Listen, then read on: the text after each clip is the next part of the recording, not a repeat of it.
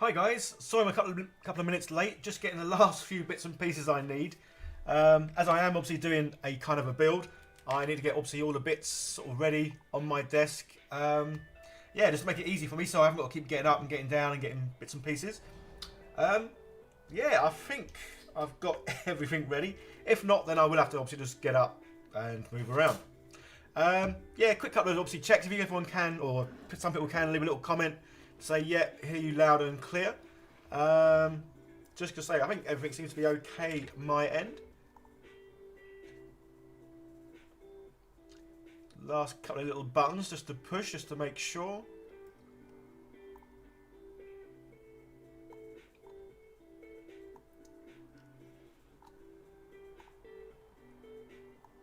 So yeah, guys, say, can you all hear me okay?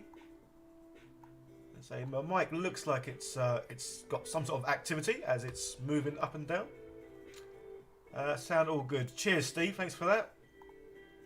Rightio. Where's the other one? There we go. Morning, guys. Yeah, Monday. Well, Monday for some of us. Obviously, depending on where you are, it might still be a bit of Sunday, or it might even be Tuesday, I guess. Yeah, hope you're all well. Hope you all had a good weekend. So yeah, I'm going to do another, I think what I'm going to do, every month, or at least once a month, I'm going to do a sprue build.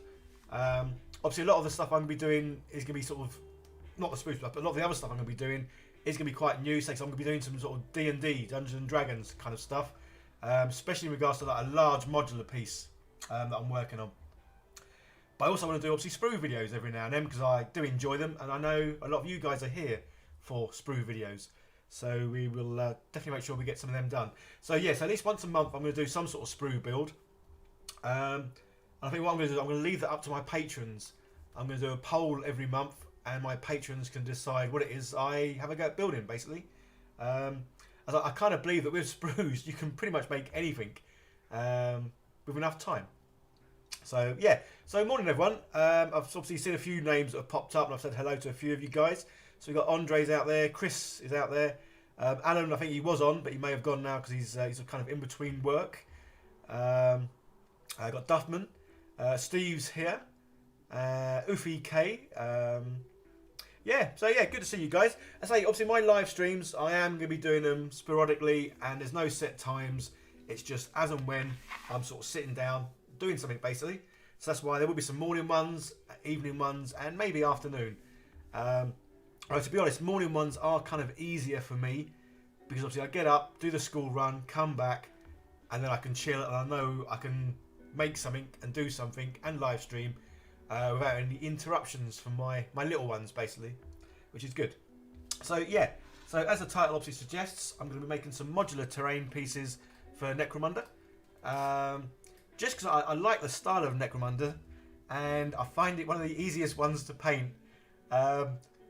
Yeah, painting stuff like a rust bucket seems to come natural to me. So yeah, by doing Necromunda stuff, it kind of fits in very well with that sort of architecture and dystopia type sort of set scenery. So yes, that's what I'm going to be doing. Obviously, again, making things out of sprues. When I do the sprue builds, I like to try and make them so they are pretty much all sprue and nothing else. And I'm sure I can do that with this build. So initially, because I've started filming this, well, I started it last night actually. And originally, I was going to make some panels like I did, you may have seen a recent video I did where I made some panels with the sprues. Not cutting them up, just leaving them as they are. And then basically filling them in with a hot glue gun. Nice and effective, nice and simple. Glue sticks are really cheap. So doing this doesn't really cost much at all. And I say very quick. Because obviously the hot glue, it dries hard within sort of seconds, minutes. So I did these panels yesterday and I was going to use these in, say, this build. And then someone made a comment on one of my videos saying, why don't I get, so instead of doing that, when I get the sprues, infill it with good old sprue goo. And I thought, well, yeah, that kind of makes a lot of sense too. So we'll have a go at doing that. Obviously the only difference is, when you use the hot glue gun, the hot glue isn't hot enough to melt the sprues. Obviously it's not hot, but it's obviously full of acetone, which obviously melts sprues, because that's how I get my ooey gooey sprue stuff. So I am going to go this morning pouring this into the sprues to see if I can get the same results that I do with the glue. Again, I haven't done it before. I like to try new things, and if it works, great. If it doesn't work, well then I'll go back to using these. So yeah, so throughout this, you will see my little camera arm thingy come into it, obviously with my camera attached to it, as I am going to be filming what I'm doing, because obviously this will be a video that will come out. I mean, I'm kind of aiming or hoping I can get this done and the video will be out on Friday. Not too sure, but there is going to be a video out later today. I haven't edited it yet. I've filmed it. I just need to edit it. So there'll be a video out later today, 8 o'clock UK time, and it's going to be the one. I can't bother to get them. One where I made the trees. I 3D printed one tree, then I made a mould of that tree, and then I cast loads more trees. Mainly because obviously 3D printing is awesome, but it can take quite a while. Whereas obviously once you made a mould, you can cast things very, very quickly. And the resin that I use to cast in, it basically hardens in, it's about 5 minutes. As in, within 5 minutes, you can then pop it out of the mould. And obviously you pour more stuff in, make another one, pop it out. So you can make quite a lot of pieces in a very short amount of time. Which is basically why I had to go doing printing one tree and then casting the others. And I'm also going to work out the costs in the resin for printing and for casting. Just as a good sort of comparison, just to see if one is much cheaper than the other, or if they are about the same, but obviously one way is obviously a lot easier to, or a lot quicker to do. So yeah, so with this I will obviously be filming. Yeah, so say I'm going to have a go at infilling these with the sprue goo. If it works, great. If not, then I've already got the footage of me making the panels with glue. So cool. Yeah, so guys, if there are any questions that are aimed at me, in your comment, if you can put @miniature hobbyist, just because then on my screen it pops up in orange. Because sometimes I do forget to look at comments while I'm doing whatever I'm doing. But if I see a blob of orange on my screen, I can see it out the corner of my eye really well. And obviously you guys obviously chat amongst yourselves, ask each other questions and all that. But yeah, if you're asking me a question, if you can put @miniature hobbyist in the comment, just because it highlights it on my screen, basically. So yeah, so I'm going to go through obviously some of the bits I'm doing. Obviously we'll be filming it as well. Again, the only downside to making things with sprues, especially if you're using the sprue goo, is there's a lot of downtime in between doing bits. It's like obviously because this is going to be like Necromunda style, I want to have a couple of sort of tanks, as in like the oil tanks or gas tanks sort of thing. And I find the best way, obviously I can make round domed bits. And by doing that, obviously, to do that, I've got these silicone molds. So you put the sprue goo in there, obviously you push it all around, and then you have to let it harden, or the acetone evaporate. And generally it can take at least around about 6 hours. Even these are pretty thin. It's probably like 2 mil, maybe 3 or 4 mil at its thickest. But it still takes about 5-6 hours to go back to being solid plastic, from being obviously ooey gooey spruey stuff. So yes, that's the only downside to making things with sprues. You do a bit, then you've got to leave it quite a while before you can do another bit. Which is why I say generally I have about 3 or 4 projects on the go that I'm working on, just because if there is something I need to sort of set or leave for it to set or dry, I can do that and I can crack on with something else, because I I love making things. So generally when I'm not working, as in at a wedding, or I'm not doing things with my kids, then I am sitting here building, playing, making things whilst watching a bit of TV, Netflix or Prime Video. So yes, I've made quite a few of these domed bits, just so I can make some sort of like gas canisters, or vats, or whatever they're going to turn out to be. I say with this, I haven't really got an idea of what I'm making. I'm just making some parts ready that I can then assemble and glue together, basically. Yeah, so just going to quickly check some things.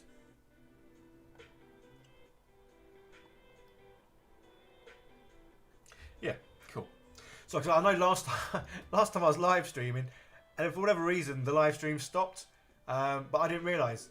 So, because obviously I've got OBS Streamlabs on, and it's obviously showing me obviously what you guys can see, as in my face, my hands, and all that. But obviously when the live stream stopped, obviously the OBS just carried on. So I didn't realise I was sitting here chatting away to no one. So I've just popped up another screen just to check that I can see what you can see on YouTube. So, cool. Alright, let's plug that in, so obviously give it some power. Have a quick drink.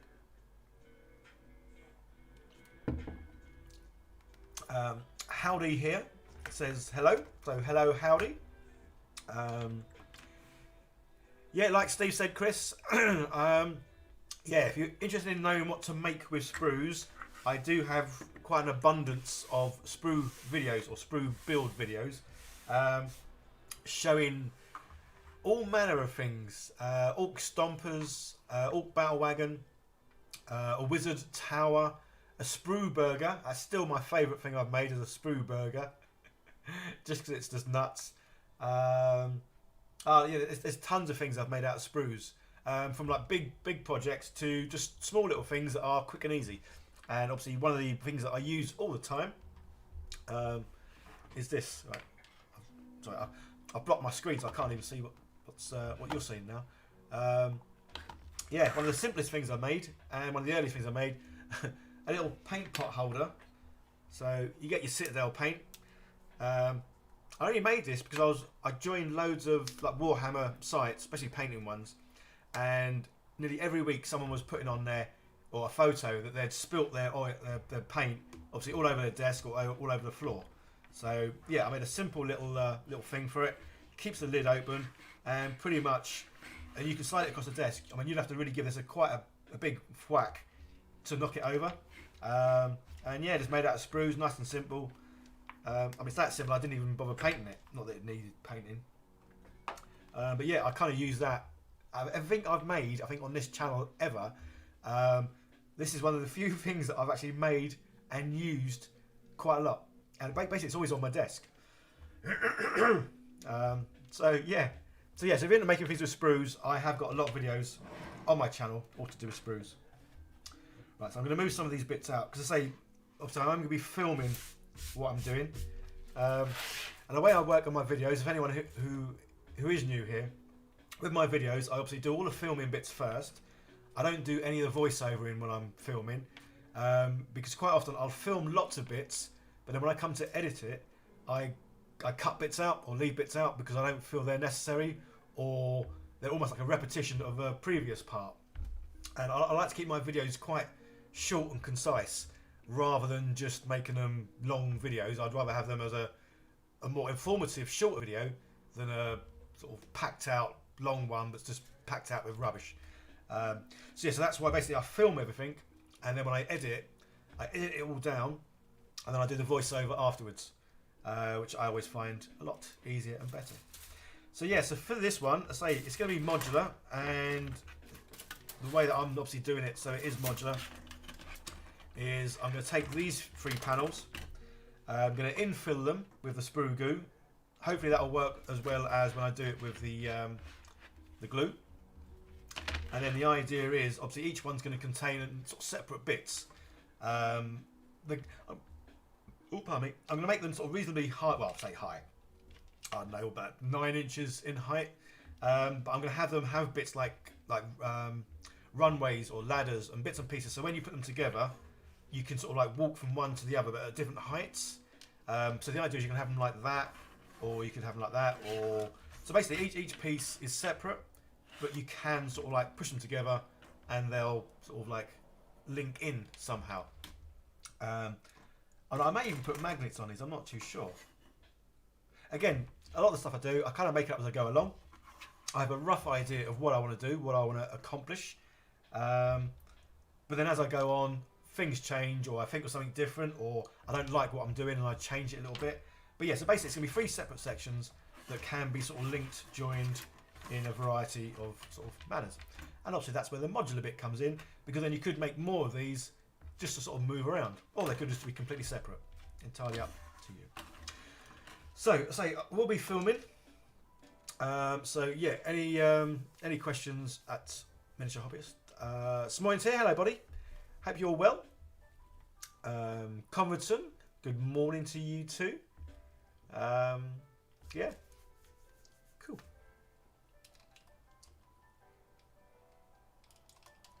So generally as well, when I'm filming, in my head I'm kind of roughly thinking what it is I'm going to be saying, because then that sometimes affects, like say I was doing something and then I might just hold it up and show it to the camera. And again, in my head I'm thinking I'm going to be saying something about why I'm holding it up. But, yeah. Yeah, I might actually keep this bit in, because again, because I've already filmed me doing this. So I'm going to start off me showing this, but then bringing these in, I think. Because I'm not sure I'm going to include this footage or not. Just because it's another way of obviously filling these in. No, actually, we'll leave them out of the way. Right, so we'll get everything out of the way. It doesn't need to be kind of there. That's it doesn't matter. Sprue goo is there. So this is, obviously, anyone who is new. Ooey gooey, spruey stuff. You'll hear me say that quite a bit. And if you haven't seen a lot of my recent videos on sprues, basically the ooey gooey, spruey stuff is obviously sprues. Cut them up into small little pieces, nibbly knobbly bits. Put them in a jar. Normally I get the jar, I fill the jar half full of acetone, and then cut the nibbly knobbly bits, or just cut the sprues however you want. Chuck them in. I mean, in this video I do show that. Put them in there, and then this was done last night. So this has had about 12 hours, but generally 8 hours is enough to turn sprues into the ooey gooey stuff. So you keep the lid on, and then this stuff will stay in there for ages. Typically, I think the longest I've ever had stuff in a jar and used it was about 7 weeks. I mean, as long as the acetone is still above the goo, then it's fine. It does start getting a little bit firmer, not by much. I say this is after 7 weeks. So at the moment, when you see later in a minute, so I have obviously a special spoon. I do have gloves. I have gloves. I don't always wear them. Sometimes I wear them, sometimes I don't. Because this stuff, I mean, you'll hear lots of people say different things about this stuff. I've done lots of looking up on Google. A variety of sort of like medical stuff and surgical stuff and just general uses of this stuff, because basically acetone is really good for cleaning glass, so it's used in a lot of places where they need stuff to be sterile. So this on your skin won't kill you, basically. There's no links to cancer with this stuff getting on your skin. Obviously I wouldn't advise drinking it, but on your skin it's fine. So this is the stuff that they use to take obviously nail polish off. So ladies have been using this for years and years and years. The only downside that apparently this does have, if it gets on your skin, is obviously it dries your skin out, because as soon as this hits the air, it starts to evaporate and dry out, and it does that to your skin. So yes, that's why you'll see in some of my videos I wear gloves, and some of my videos I don't wear gloves. I tend to normally wear gloves when I'm actually going to be touching the stuff, the ooey gooey stuff, because obviously a lot of people have said that that's obviously the toxic bit. So yeah, anyway, enough waffling. Right, so let's start filming.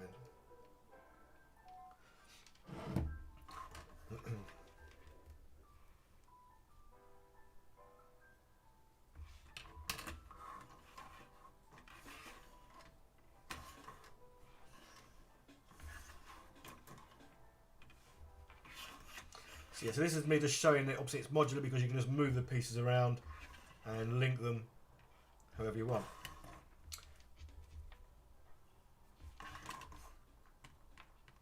And now this is me basically going to be saying something like, it's obviously a bit wibbly wobbly because it's got bits at the bottom that are sticking out, which we don't want. So I'll now be saying something along the lines of, this is where we just chop off anything at the bottom which is sticking proud. We can cut off.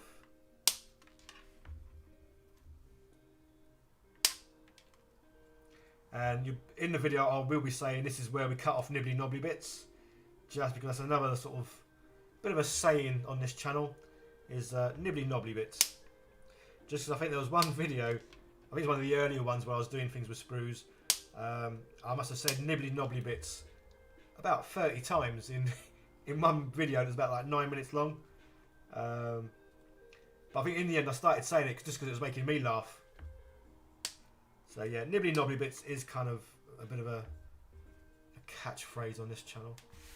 Because basically say all these bits that do get cut off, which are nibbly knobbly bits, they will be put in that jar of acetone. Right, there's still something there.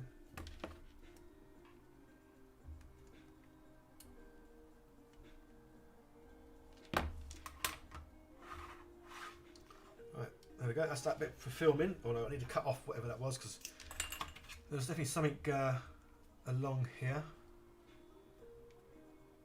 So the idea is obviously you get this, obviously all these bits underneath cut off because you want it to lay perfectly flat. Because then I'm going to put a sheet of greaseproof paper underneath to keep this flat. I'm actually glue the corners in just so it doesn't rise up, and then get the ooey gooey stuff and say just pour it in.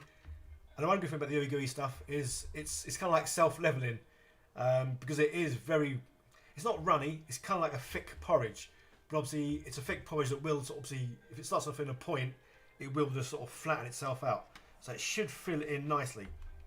So obviously the downside of using the sprue goo to do this as opposed to the hot glue gun, so the hot glue gun, this all dried, or basically by the time I got down here all these bits were fairly hardened. So the last few bits I did, it then took about 5 minutes for it to be fully hardened. Again, I put this on greaseproof paper, pulled it off, and it's done. Whereas this, because this is going to be, say, 2-3 millimeters thick, which isn't obviously thick, but in terms of the sprue goo, that will still take about 5-6 hours for the acetone to evaporate and for that to be hardened. So that's why a lot of the things you do with making stuff with the ooey gooey stuff, you make a lot of bits, put them to one side, start working on something else. And then you come back to that other bit and say quite some time later. Right, so there's still a bit on here that was proud, so I couldn't get it level. Let's chop a few of these off. So these just make from some great panels. Oh, I haven't got the bits here. But yeah, one of my recent videos, I made some terrain using the panels and doing this method. And this just gave a real nice sort of effect. Obviously, once a lot of things when you make them, especially like scratch building and obviously making things of sprues, until you actually paint it, it can still look rubbish. But I think so anyway. It's once you get the paint on, whatever you've built then just takes on a whole new look. So yeah, so sometimes I look at something and I think, oh, that's a pile of junk, quite literally. But then when you come to paint it, it just transforms it. And so especially as these this sort of style of building or terrain is going to be pretty sort of junk looking and scrap looking, that kind of really fits in. I say, well, with my sort of painting skills, I can paint things that look like rust buckets quite well. Morning, Max. Not sure what you've put there because obviously you need some Russian. But yeah, morning, Max. Have I tried melting leftover supports from printing yet? I haven't. No. I must admit, no, I should have done because I did some printing last night. In fact, I mean, I'm 3D printing nearly every day, figures and bits and pieces. Yeah, I should have had a little go. Although the bits come out, but they're so small, as in, I wouldn't get much from them. I'd have to sort of save printing bits for like the next 2 months to have enough to sort of fill like one of these. Yeah, because obviously the supports and obviously everything I'm printing, I'm printing small little figures off. So the supports, there's really not many supports, and I'm printing quite a few figures off, but it's still a very small amount of supports. But yeah, I might keep them and get a jar just to see.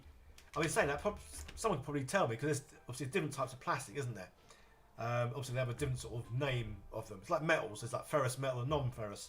So the plastics have a similar sort of naming sort of thingy, and some of them, if they fall within a certain category, then yeah, they'll turn into the ooey gooey stuff, and if they fall into the other category, then they won't melt in acetone.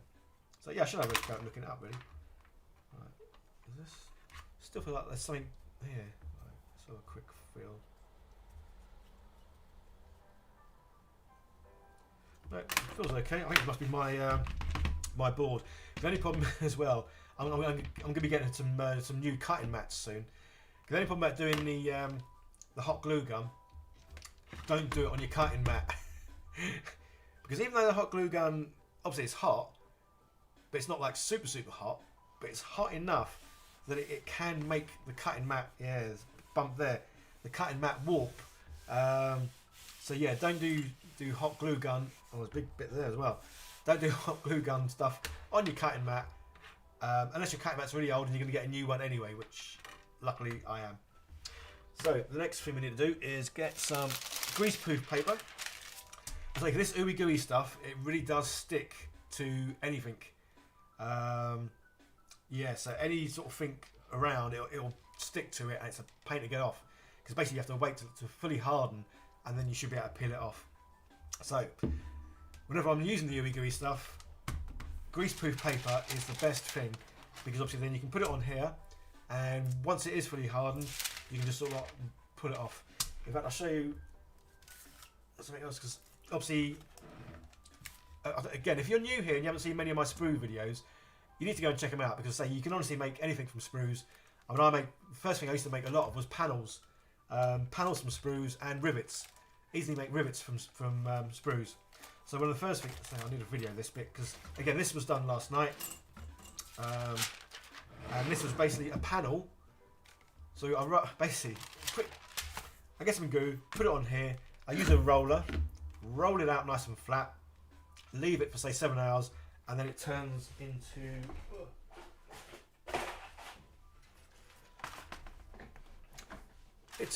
some panels. These are very rough panels because I wanted them to be rough. You can get smoother, flatter panels. But again, that's why sprue goo is great. If you want to get texture and make an animal of some sort, yeah, you can. Basically, when you roll the sprue goo out, leave it for about 5-10 minutes and then start to move it. Because when you move it, it forms cracks. So the only way you really get nice flat panels is when you roll out the sprue goo, roll it out, leave it. Don't touch it. Walk away. But yeah, if you want some sort of nice textured, like animal sort of skin, or I think I've used this before to make something out of wood, like a wood panel, then yeah, when you roll out the sprue, after about 10-15 minutes, give it a little move, and leave it, and then say an hour later, give it a little move, and so every time you move it, it just causes it to like crack a little bit, which is pretty cool. So yeah, so these are the panels.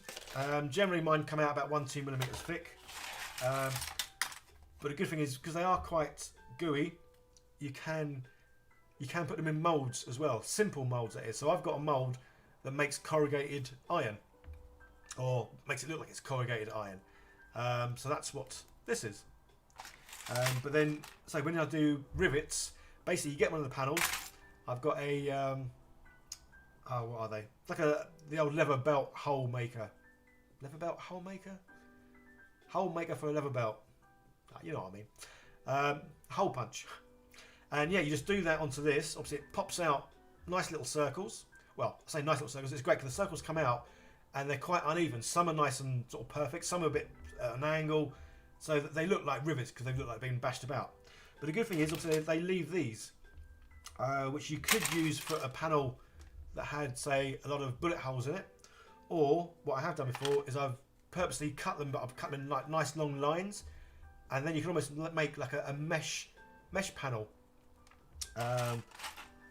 So yes, that's why all the bits and pieces I normally keep over when I'm making something, just because these might be used in something else. Especially when a lot of the stuff I build is orc related, and obviously they just build things out of rough panels, which is why I've got like loads of sort of small cuts of bits and pieces.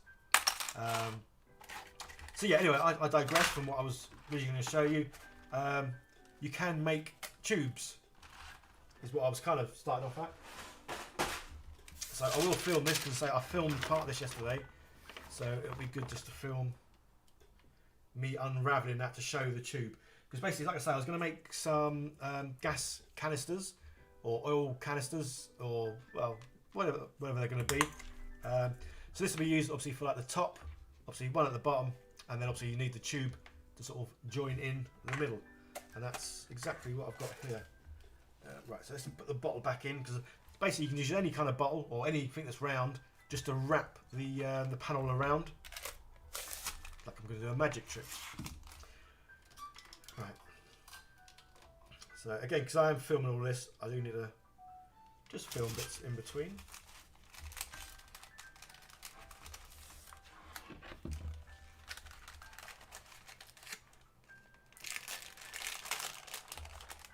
Alright, I think looks like this might have cracked actually. But I'm not sure why this.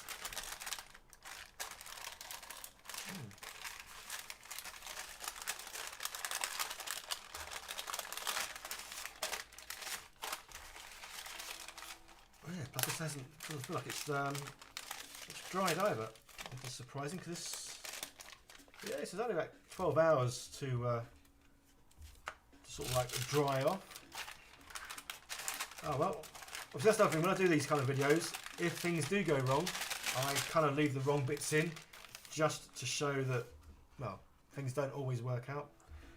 Yeah, I'm not sure. I could say this is quite thin, and it's definitely had a good 12 hours. But the good thing is, let's say, because this is like a Necromunda style stuff, this canister, vat, whatever you want to call it, it's going to look a little bit rough. It's going to look like it's got dents in it. That kind of just adds to that, the overall feel of it being sort of derelict, dystopian, and yeah, damaged. Right, cool. So yeah, so when this, I'm going to leave this now as it is. This will fully dry, say, give it 5-6 hours. And then obviously the good thing with this stuff is you can cut it with scissors because it is so thin. So I cut it with scissors, and then obviously I'll have like a top and a bottom to go on it, which is cool. But again, so that's why when you make these kind of things, you have to plan out in your head what bits you need, then make loads of bits, put them to one side while they do sort of like start to harden, and then basically just crack on with other stuff.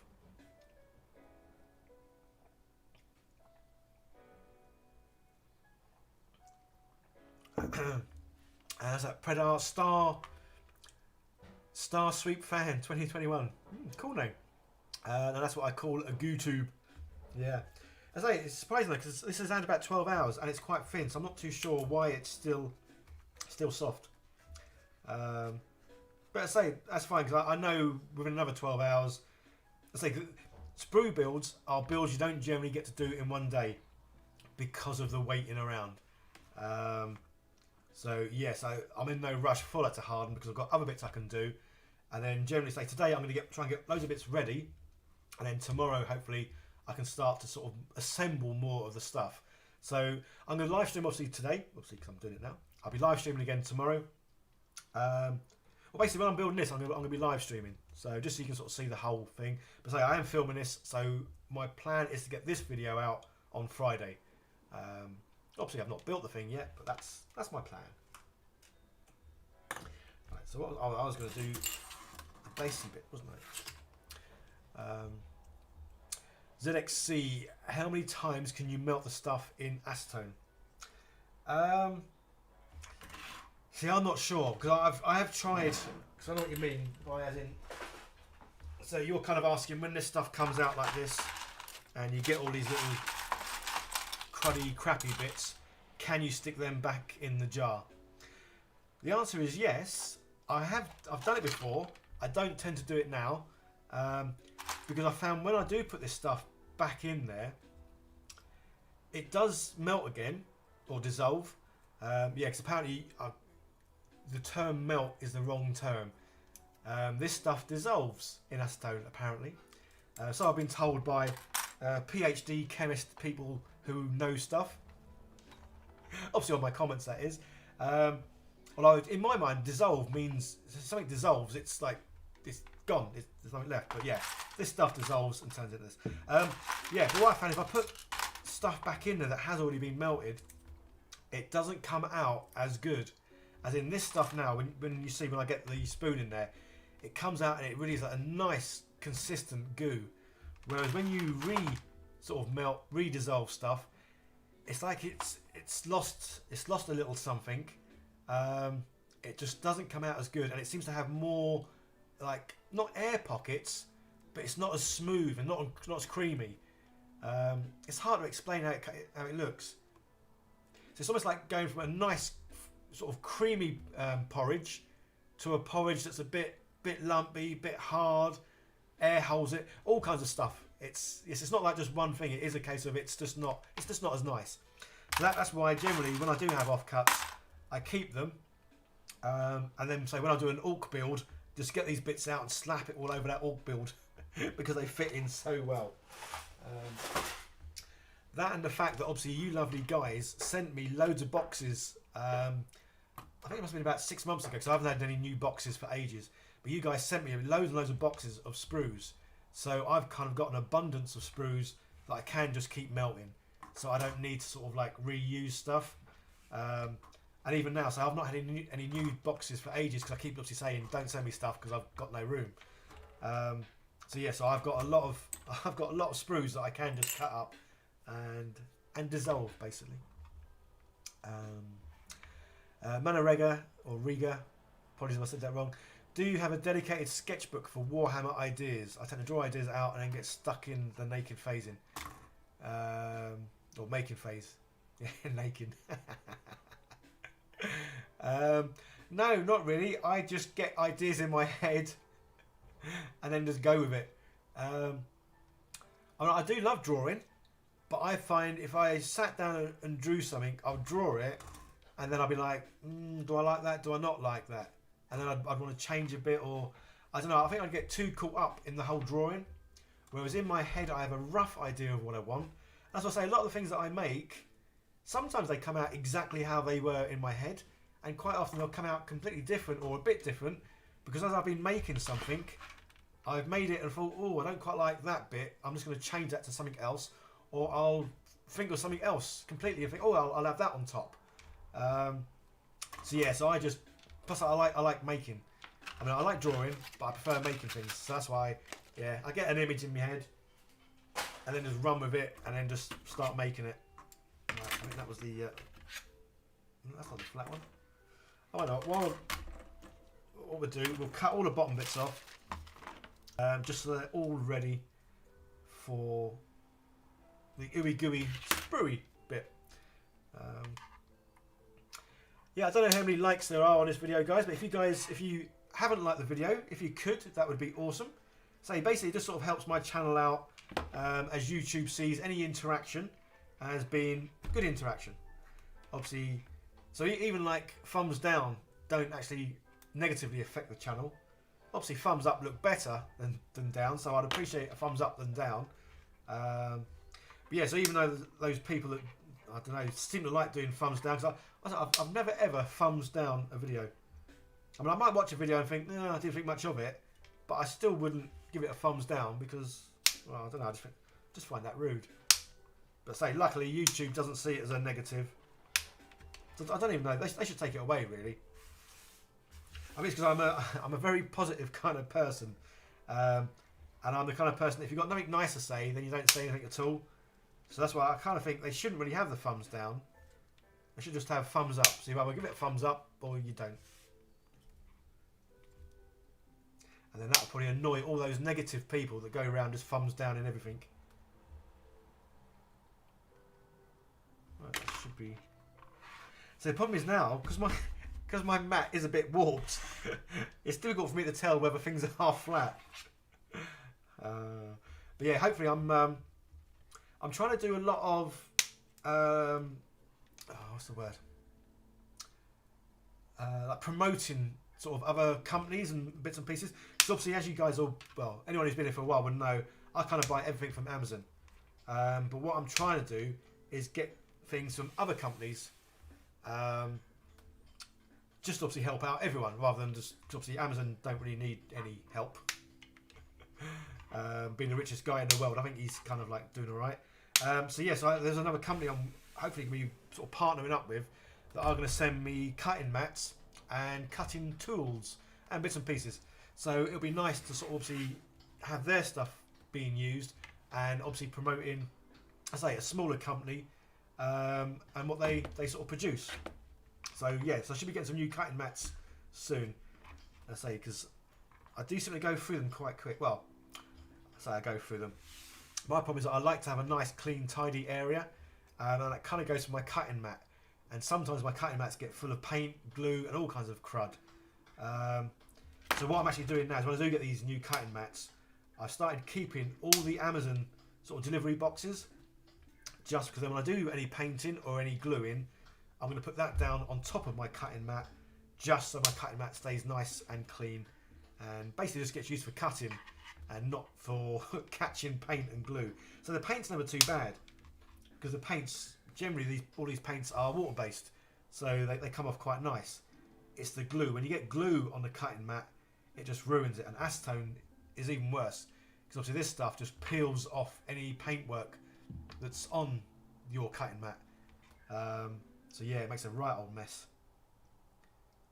Right, I think that looks like that's flat too. Again, trying on this thing. So what I am going to do with these, I say basically you put them on the greaseproof paper, but then I would need to move these off my desk somewhere else, and to try and move them makes them obviously wibbly wobbly, because it will take a while for it to dry. So what I do as well, obviously I have the greaseproof paper, but then I also have greaseproof tin, and obviously this is ideal because then I can put things on here, and it's easy to just pick this up, move it around. So generally, when I when I'm making some panels and I want them to be perfectly clean, flat, and nice, I do them on this, as in I put the ooey gooey stuff on there, put a sheet on top, roll it nice and flat, and then when I move it, I know it's not going to get creased. So the panels will come out a lot nicer on here. Obviously those panels I showed you just a second ago, I did them on greaseproof paper, picked them up, so say as soon as you pick them up, they bow, and instantly you'll get crease lines in them. Once you get the crease lines in the GUI panels, you won't get it out. Even if you put it back down and you try to flatten it out with a rolling pin, you'll still get lines in it. But that's why it's good that you can make panels that have got texture, and you can make panels that don't have texture, basically.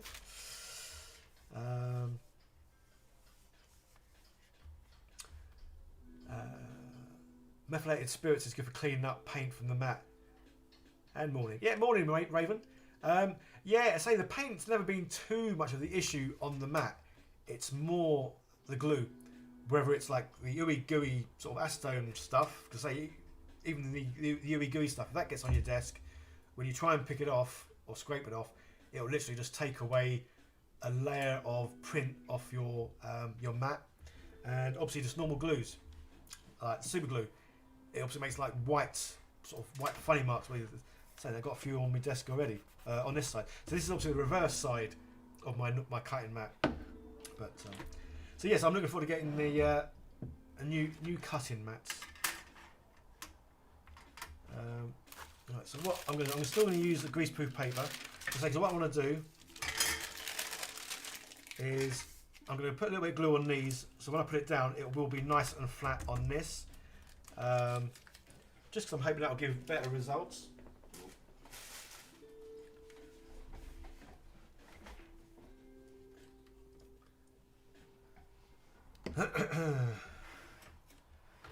So what we'll do then, we'll have a go. So anyone who has just joined, obviously we're making some Necromunda Modular Terrain. The first thing I'm working on now is the base for them, and the idea is I'm going to make 3 sort of bits and pieces. So then the idea is obviously you can have them and they can be sort of put together in any kind of sort of fashion. Each piece is going to have a variety of like buildings, stairways, ramps, walkways, other bits and pieces on them. But the idea is that when you put them together, some of the walkways on the top will then link up, just so you can obviously walk from one to the other, but at a height. Because obviously a lot of the Necromunda terrain is sort of built up on a variety of heights, which is pretty cool. So rather than all playing on a level field, you can have some height, sort of, yeah, just different heights really. So that's kind of what we're going for. So I'm going to basically build 3 different things. These are just going to be the bases. And I've made similar things before, but I've used hot glue gun, which is pretty cool. But then say someone left in my comments, why didn't I try it with the ooey gooey stuff? And it's like, well, yeah, that makes sense because why not?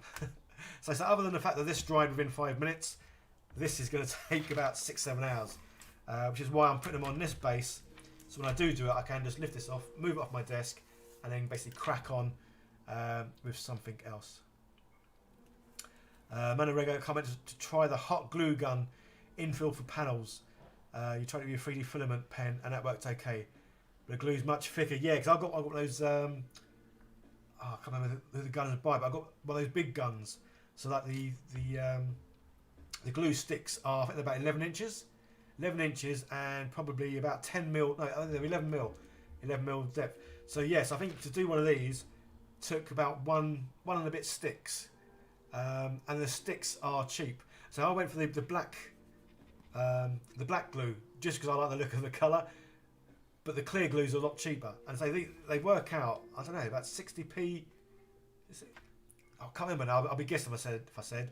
But in one of my previous videos, I did actually mention how much it cost to make a panel, and yeah, it really wasn't much.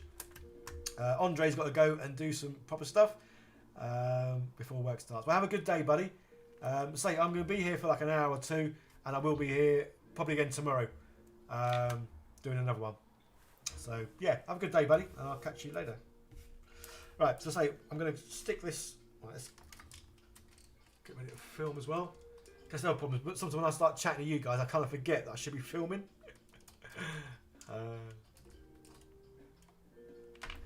Yes, don't forget, guys, any questions, if you just put @miniature hobbyist in your comment, then it highlights it on my screen, and I can instantly see it's me you're asking a question about.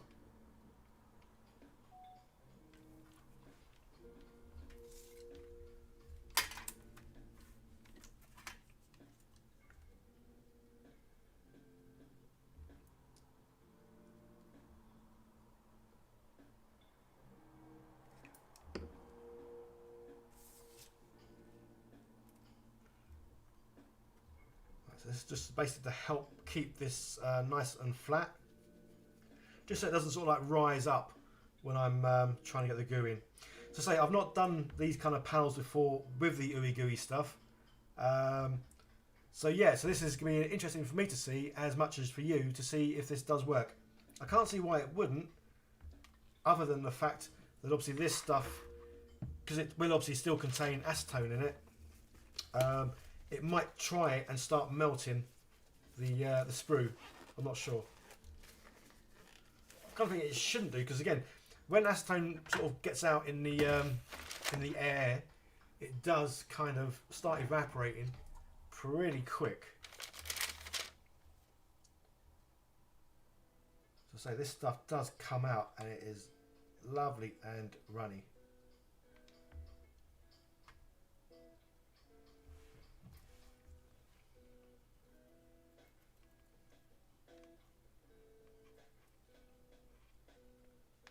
So the only other downside is to say it really is going to start to sort of dry a little bit straight away.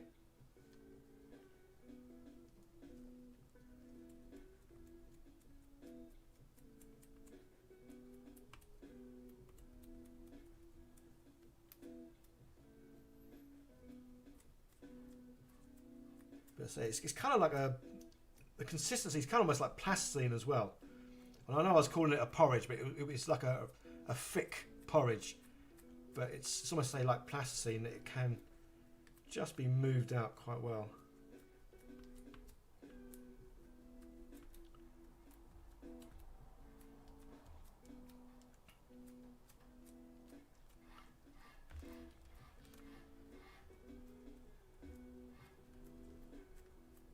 So basically I'm trying to smooth it out so it's not too sort of thick. Because I say, even if this was like 3-4 millimeters thick, you're still looking at a good 7 hours or more for it to harden. So yeah, the thinner, kind of the better really, just because it'll be more usable quicker. And because I'm going to be turning these upside down from where they are. So you're going to look at them, the underneath is going to be the top. So that's why I want to make sure I push it down so it is nice and flat. And say it just helps me push it out to all the edges. Good old nooks and crannies. Right, we'll go for a quick lower bit.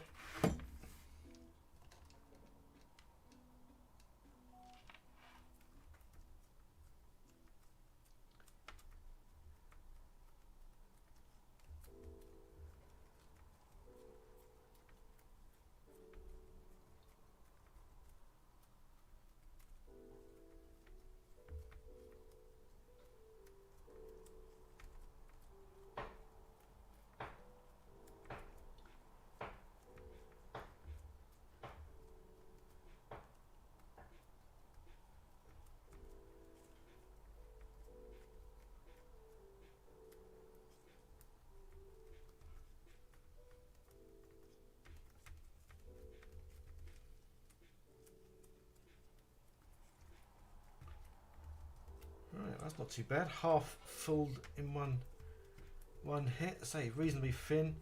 It's just say the only concern I've got on this not working very well is how if any of this acetone starts melting the sprue.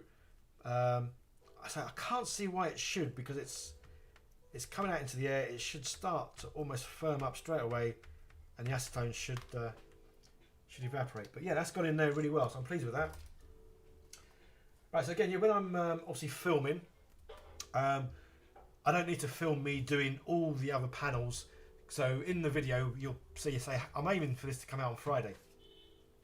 So in the video, you'll see me talking about how I've just pushed that all out.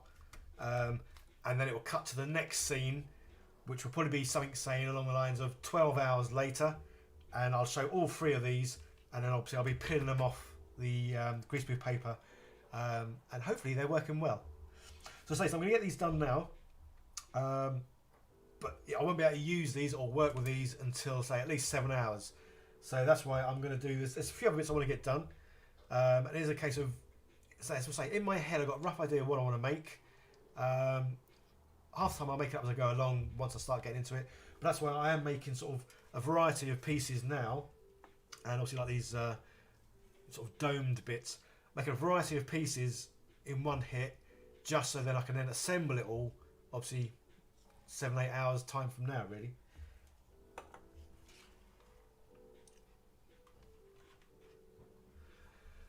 Steve's still here, was doing the dishes. Hang on, I've got my gloves on. I'm doing, well, kind of dishes. Tom Kennish, first time on your stream, watching while weeding the patio. Oh, bless. Well, I must admit, I don't know where you are, Tom, but I'm in the UK looking out, and it's blue sky. It's nuts. Which is crazy, because I was at a wedding on Saturday, because I'm a wedding photographer. I was at a wedding Saturday, and unfortunately it rained the whole day. It wasn't like torrential rain, but it was just rain that you wouldn't want to go out, because you'd get wet, obviously.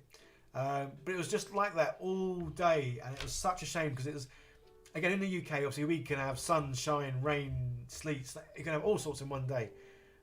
Generally, more often than not, rain, obviously.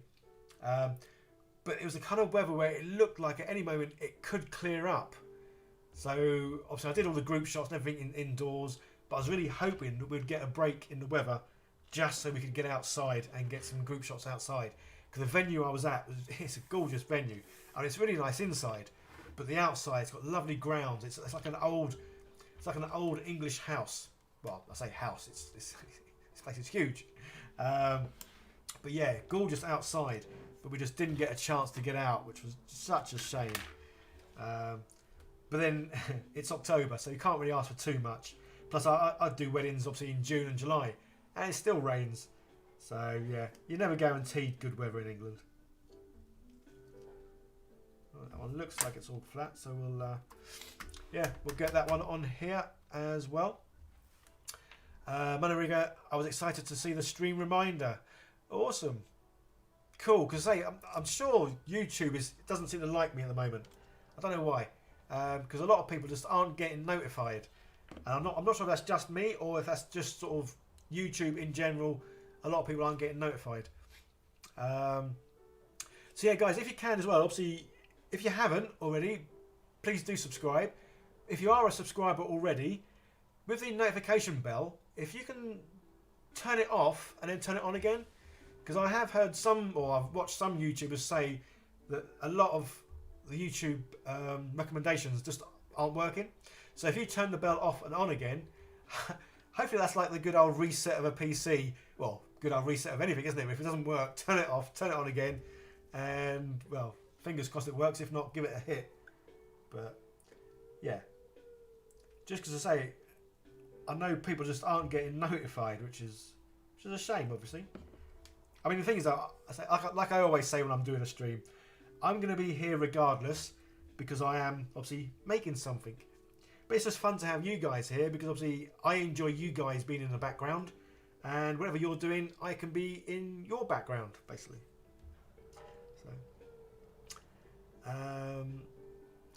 So Alex, maybe you could roll out the goo and press the sprues into it.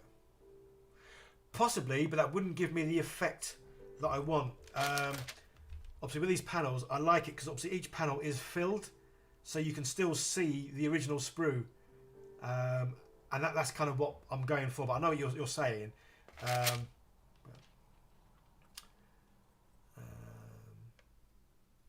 Oh, Tom, you're in the Midlands. Not rainy yet. Brighton, yeah, I say the weather's it's not too bad. I'll try and say the name. Robo Ruski. Netherlands here at the coast. Rained all weekend. Sun shining now. Yeah, so well. Rain Saturday. Yesterday was nice. Yesterday was similar weather to today.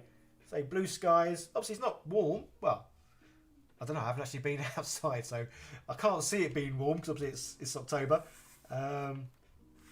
But yeah, no, it's just nice to see a bit of blue sky. Right, so let's have another go. So from this side, that looks really good. I'm hoping the underneath, because obviously it's the underneath I'm going to turn over, so then it'll be nice and flat. That's why this side, it doesn't matter about it sort of like the undulations and going in and whatever, because these are going to be turned. So basically, obviously I'm filling them in, but then when I actually come to build on top of them, they're going to be that way. Because then obviously you've got the nice flat bits here, and the idea is this goo will fill in these panels really nice, and it'll be flat. So again, when I come to paint this, you'll be able to see the difference between obviously this sprue and the infill on the panels. And so I just think that'd be a nice sort of industrial looking sort of floor for these pieces. Yeah.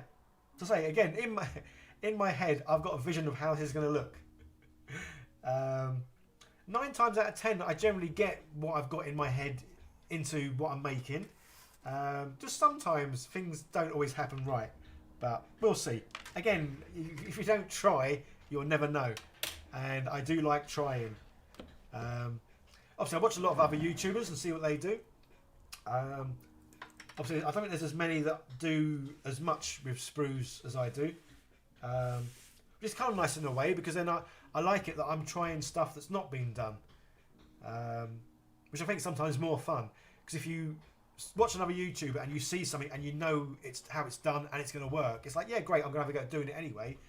But sometimes it's more fun when you have a go at doing something thinking, well, I haven't seen anyone else do this, so I don't know how this is going to turn out. And it may work and it may not. A bit like when I started making my the sprue panels. I don't think I'd seen anyone make sprue panels with ooey gooey sprue stuff. I think I'd seen this one channel, some guys, and they got like the old sandwich sort of maker, and they would put the sprues into this sort of hot plate thing, and the hot plate would melt the sprues. So I saw them. I mean, that was obviously a good year or so ago, but I don't think I'd seen anyone actually making sprue goo. I mean, they may have done. I don't know. I hadn't. All right, let's see if this goes in as well.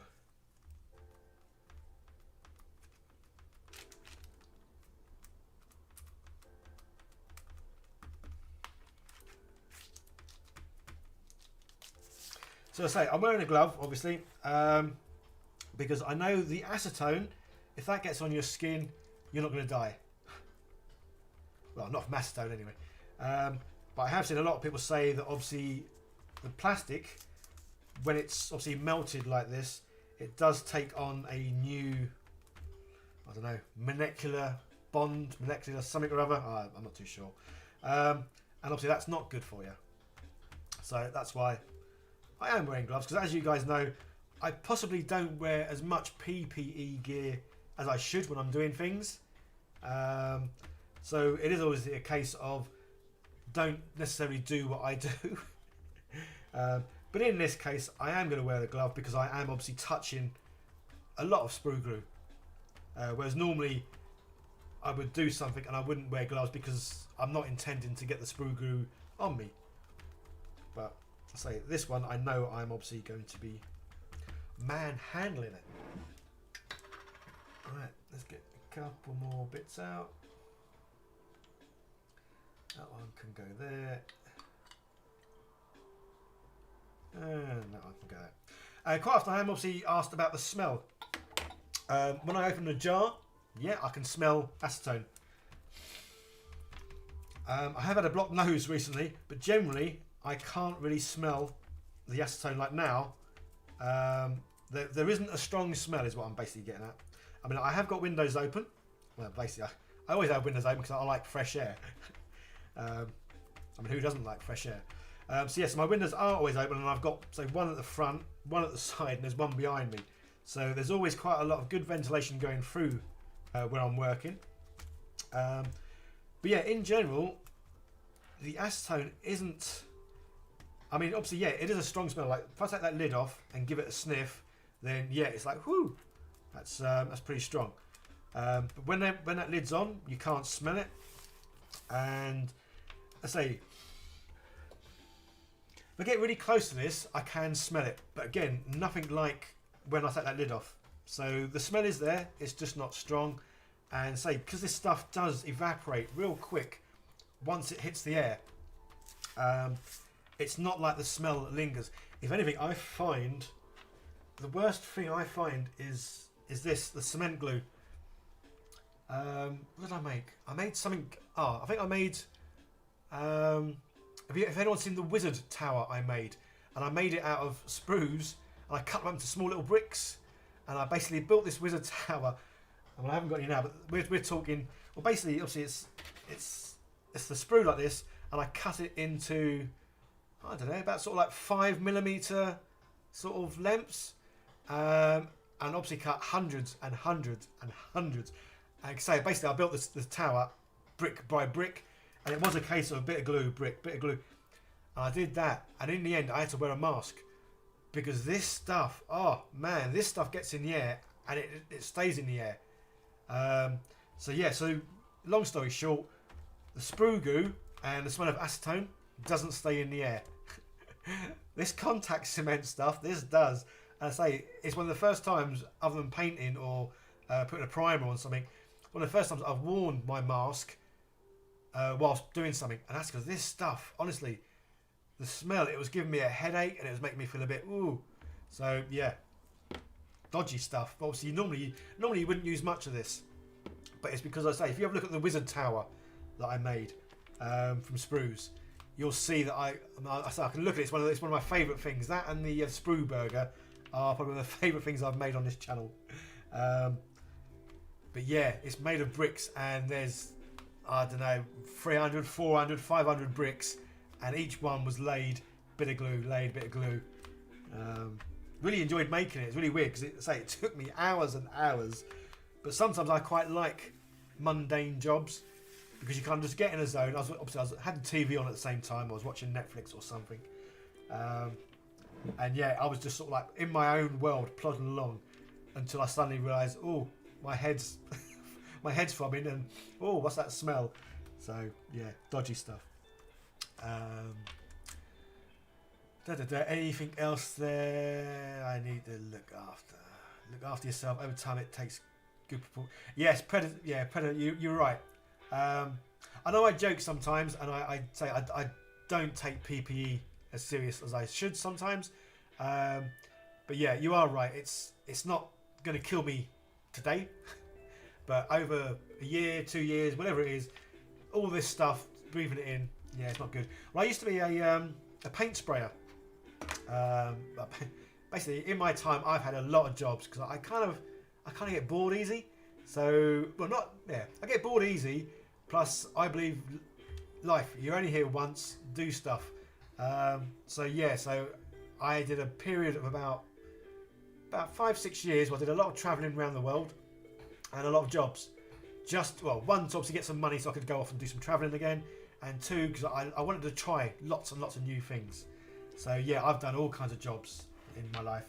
But one of the recent ones about 10 years ago or so, I was a paint sprayer. And yeah, I think that was starting to...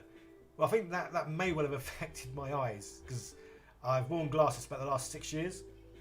And being the paint sprayer, I didn't actually wear a mask. I just wore like the face thingy. I tried the mask, but it just clogged up and steamed up, and I didn't like it. So yeah, so I didn't wear an eye covering. And I'm sure over the space of a few years being there, and just like the dust, paint dust particles, and it may have affected my eyes, it may not, I don't know. But yeah, I get what you're saying. Anyway, I'm waffling now. Let's get back to building something. Manarega, it makes your eyes water sometimes. The needle nozzle keeps clogging up. Yeah, did you see my video recently where I unclogged it? Oh no, I did a live stream, didn't I? It was a live stream. Yeah, because when the needle gets clogged up, all you need to do is put a flame under it. I mean, ideally, you take it out. I don't think I can now because I think it's glued in. Because I put a flame under the nozzle while it was still in here. But yeah, if you take that out, hold it with some tweezers, obviously, because it's going to get hot. Put a flame under it, obviously lean it over, and it heats it up, and the glue will come out. Or do what I did, which is much more fun. Get a flame, put a flame on there. Every now and then, squeeze this. It's like a little mini flamethrower. You'll get a flame come out about 2 inches. Honestly, try it. It's don't try this at home if you're a kid, okay? If you're an adult, then have a go. But yeah, it's my recent video where I did something, and yeah, this was blocked. So yeah, I gave it a couple of squeezes, and honestly, I mean, I'm easily pleased. Sometimes the little things can make me chuckle for hours, and this was just, it had me in hysterics because I'd never done it before. I mean, I'd cleaned the nozzle loads of times with a flame, but I'd always taken the nozzle out and then cleaned it. For some reason I didn't. I think it's because I was live streaming, and sometimes when I live stream, I forget to do things how I would normally do them, and I do them quicker for ease. So that's why I left the nozzle in, and I say gave it a couple of squeezes, and yeah, if say anyone was on watching it, it was hilarious, wasn't it? Because say honestly, about 2 inches this flame, which isn't much, but on this, and I say it's a very small, thin, long flame, and it just looked the nuts. It almost makes me want to go and do it again now, but I won't. So yeah, so even just taking that off, I can smell the smell that ink, the glue. Yes, that stuff's probably the worst thing for you. Steve, yeah, you were here. Yeah, it was funny though, wasn't it, buddy? I mean, I must admit, it was. See, I almost want to get some figures, which is what I have been thinking about doing, making a video of me burning some Games Workshop figures, because I'm not buying Games Workshop anymore. I'm printing all my own stuff off. So I've got a lot of figures that I'm probably never ever going to use either. So I'm thinking about having a fun video where I just burn stuff. And this would be a great little flamethrower to burn some figures, basically. I know I shouldn't, and I'll probably get criticised by a lot of people, but I'm sure it'll be one of those videos where 50% of people will absolutely find it hilarious and love it, and the other 50% will be saying, like, what you're doing, you're ruining stuff, or you're a bad influence for setting things on fire, and all that kind of stuff. But you're never going to please everyone.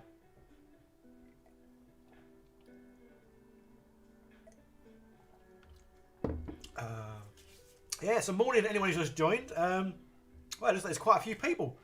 In fact, there's more people on now than there is in the evenings, which is pretty cool. So, something I do like to ask everyone while they're on, as well as obviously doing the thumbs up, in the comments, guys, let me know where you are, what time of the day it is, and what you're doing.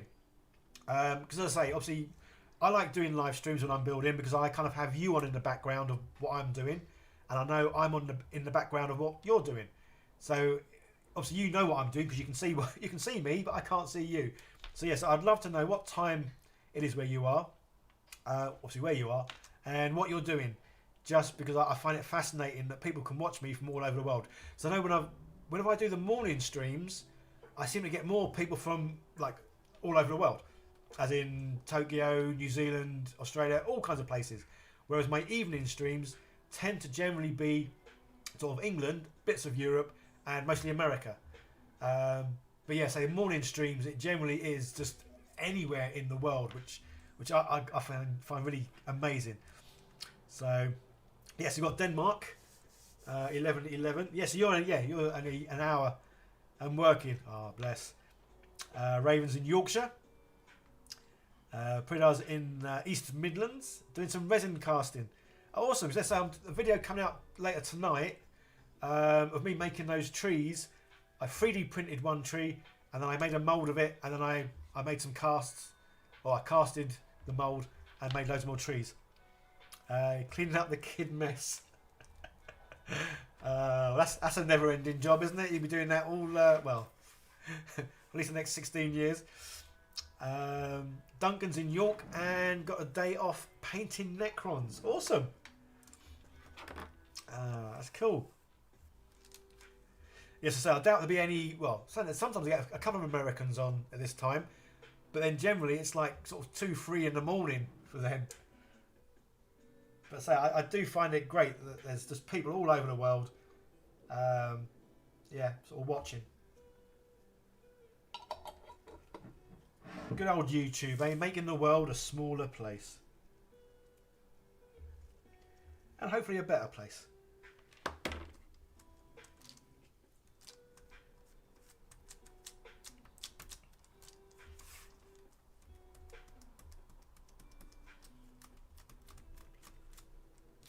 I'll say, I really am hoping this is going to work out how I imagine it. Just because it is nice and simple to do this, so fingers crossed. Again, say because I filmed that first bit, I really don't need to film me doing all these bits. Just because obviously it's repetitive, it'd be boring to watch. And yeah, there's no need to watch me do all this. So that's why obviously you guys can have fun watching me do all this, but I'm sure I'm kind of in the background of whatever it is you're sort of doing, which is cool. So yeah, I'd rather you guys had me on and in the background rather than obviously not have me on. So yes, you don't feel like you have to talk or ask questions. I'm happy for you guys just to sit there, chill, or work there, and yeah, have me on in the background.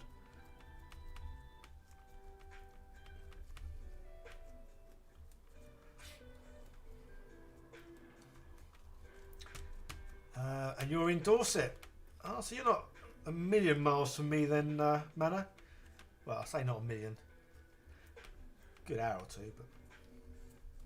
Yeah, because obviously anyone who doesn't know, I mean, I don't mind people knowing where I am. Southern Hampshire in the UK is where I am. About half hour from Portsmouth. God, I'll tell you what though, this is like a bit of a workout. I'm almost getting cramp in my hand.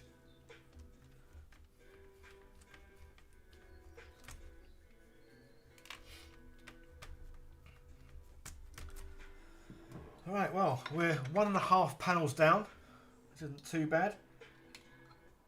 Again, anyone who hasn't seen my streams before, I kind of tend to talk a lot more than get work done. Which, if anyone knew me in real life, is kind of the opposite of what I really am. I am more of a worker and not a talker. Yeah, I don't normally talk a whole lot.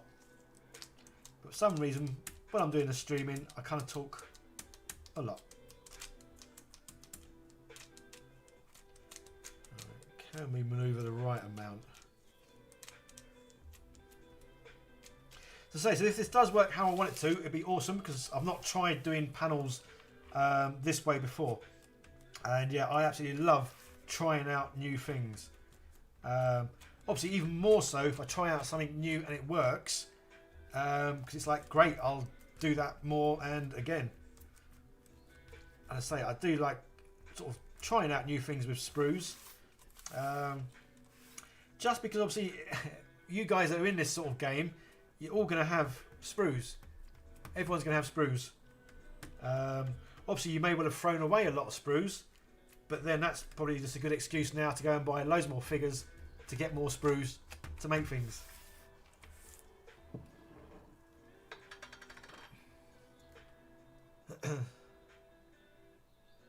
Folkshammer, I see someone else using Arty Station kit rather than Hobby Zone. It is. I mean, I've only just recently changed over. I don't know, was it about 2 weeks ago? 2-3 weeks ago, I think I got the Arty Zone stuff. And yeah, I mean, when I did the unboxing, I mean, don't get me wrong, the Hobby Zone stuff was good, but I think the quality of the Arty Station stuff is better. A lot of their stuff is thicker wood. Yeah, so I really do like the Arty Station stuff. Arty Station stuff. Plus, they do have a lot more variety in the kits and modular bits. Yeah, definitely go and check them out, guys. Say their stuff is good. It's like anything though. It's not expensive, but it is when you want to buy a ton of it. So like anything, you just buy 1 or 2 bits, yeah, it's fine. You start wanting to buy like 10 bits, and it's like, oh, it's starting to mount up a little bit. Obviously, I was very fortunate in that they sent me stuff for free. So yes, I was very fortunate, very lucky, and they sent me a lot of stuff. I think they sent me about 17. Because I've got, obviously there's loads in front of me, and there's even more behind me actually, or to the side of me. So yeah, I think they sent me about 17 pieces, and I think it would have been about £300. But again, it's one of those things where if it's a hobby you're really into, I mean, say you're a mechanic or you're into cars, you'd spend loads of money on cars. So if you're into like painting and making things, £300 to get an absolute ton of storage space and modular space and things to hold your paints and your pens, your brushes, your tools, everything else, then it's not really a big or bad investment, I don't think. And the only thing that I found that was better on the Hobby Zone was their trays had plastic on the inside. The Arty Station didn't. No biggie, because obviously I've gone out and I don't know if you can see it, but I've put a bit of plastic in there. So all the containers now have plastic in, so obviously you can see what's in there, but it won't fall out. I think that's the only criticism I made when I put all this together, was the Hobby Zone stuff came with those sheets of plastic on the inside. Other than that, Arty Station beats Hobby Zone hands down. But I say, it only cost me a couple of quid to buy some sheets of acetone paper? No, not acetone paper. Acetate? I don't know. It's clear sheets. It was only a couple of quid. And obviously I've just gone through, cutting up, and all my boxes have now got that in it, so stuff can't fall out. But, yeah. Yeah.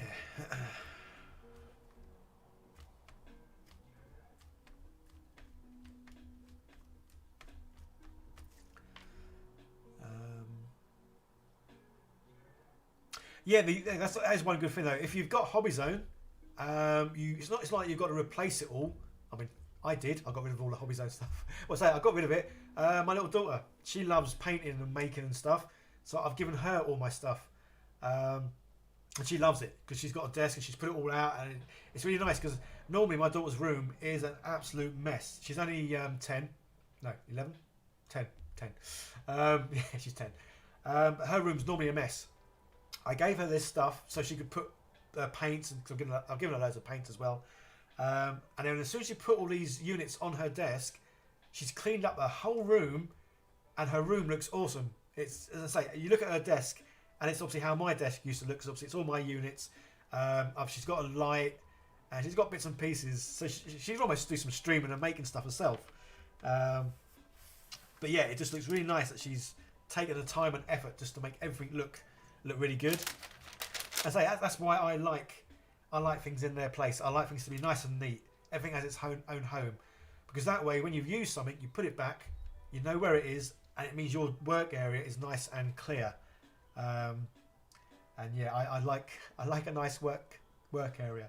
But I'm really bizarre. I like things if they're on my desk when they're nice and neat. Obviously, when I'm working, it doesn't matter. When I'm not working, things have to be on my desk at like 90 degrees or 45 degrees. Otherwise, it just messes my head that they're not quite right. So it's not like OCD, but it might be a little bit of a... Well, it might be a little bit OCD, I'm not too sure. But yeah, I like things to be nice and neat, precise, in their place. And if it's on my desk, it's at 90 degrees. I sound like a nutter. Right, so there's them two done. Yeah, so I'm hoping in about 5-6 hours, these will be nice and done, and I can then do some more with them. Obviously, I'm not going to be streaming for 5-6 hours.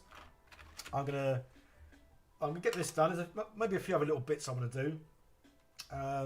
Again, with my streams, I'm not going to have set times. I'm not going to have set durations. It's purely a case of I'm building something, so why not have you guys here? So yeah. Steve, unlike my work area, it looks like a bomb site. Well, Steve, I watched one of your videos the other day. And yeah, but obviously your work area is obviously, I'd love to have your workspace. Because was it like a double garage or something? Yeah, plenty of room to... Well, obviously I would convert it into solely a hobby area as opposed to obviously a car sort of area as well. But yeah, I wish I had a nice big garage. That's one thing I really miss. Yeah, big garage would be nice. Acetate. Yeah, is that what they call the sheets? Not sure.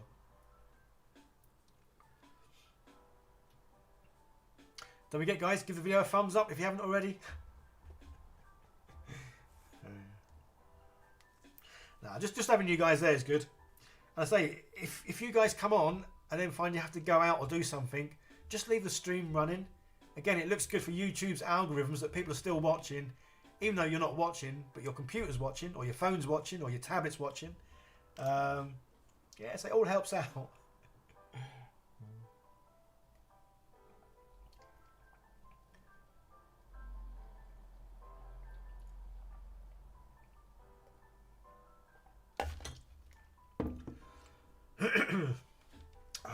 Right. That side. Yeah, still pretty soft. I say it doesn't matter.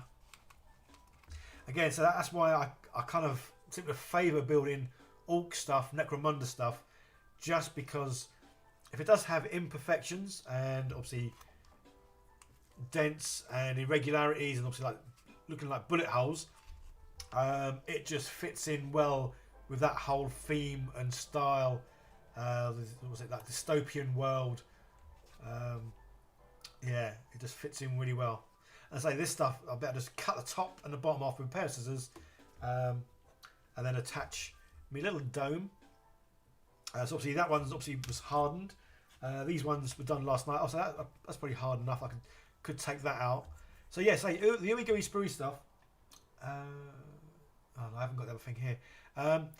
You can put it into simple molds, as in obviously this has come out from this mold.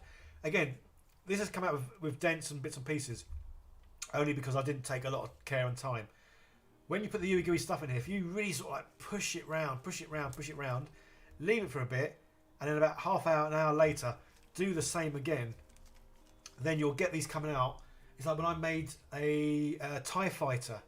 I don't know if you guys have seen it. I made a TIE fighter out of sprues, and I made the main sort of cockpit cabin by using these. And if you keep pushing it, this come out. I mean, if you look at the video, these came out so smooth and shiny, it's untrue. And it's purely because obviously you just keep pushing, and then you'll get no imperfections. It'll just be a nice solid dome. But obviously these ones, I just pushed it in and then left it. Yeah, so talking about the mould, obviously I've got a mould that can make corrugated sort of iron or corrugated sheets. So there's again another video I made with the sprues where I made some containers. Again, purely got the sprues, made like a rectangular sort of box sort of frame. Got the ooey gooey stuff, poured it into this little mould I've got. So I say just a normal silicone mould that I made, and then yeah, it comes out looking like sort of a corrugated panel. So yeah, so you can use this in simple moulds. I've tried to use it in more complex moulds, but the problem is you can't push it in hard enough, if that makes sense. Obviously these moulds, obviously a fairly flat mould, again fairly simple flat mould.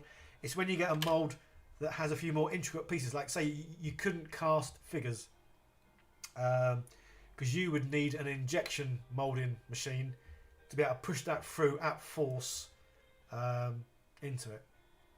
Which is obviously kind of how Games Workshop make their sprues anyway, by injection moulding, pushing the stuff through and whatever else. But yeah, simple moulds, ooey gooey sprue stuff, ideal. Oh, itchy nose. Yeah, Steve makes videos for fun and record how things are going. Hey, that's what I do. Manarega, I've been going through a few of your videos and building one of each from the project. Really, that's awesome.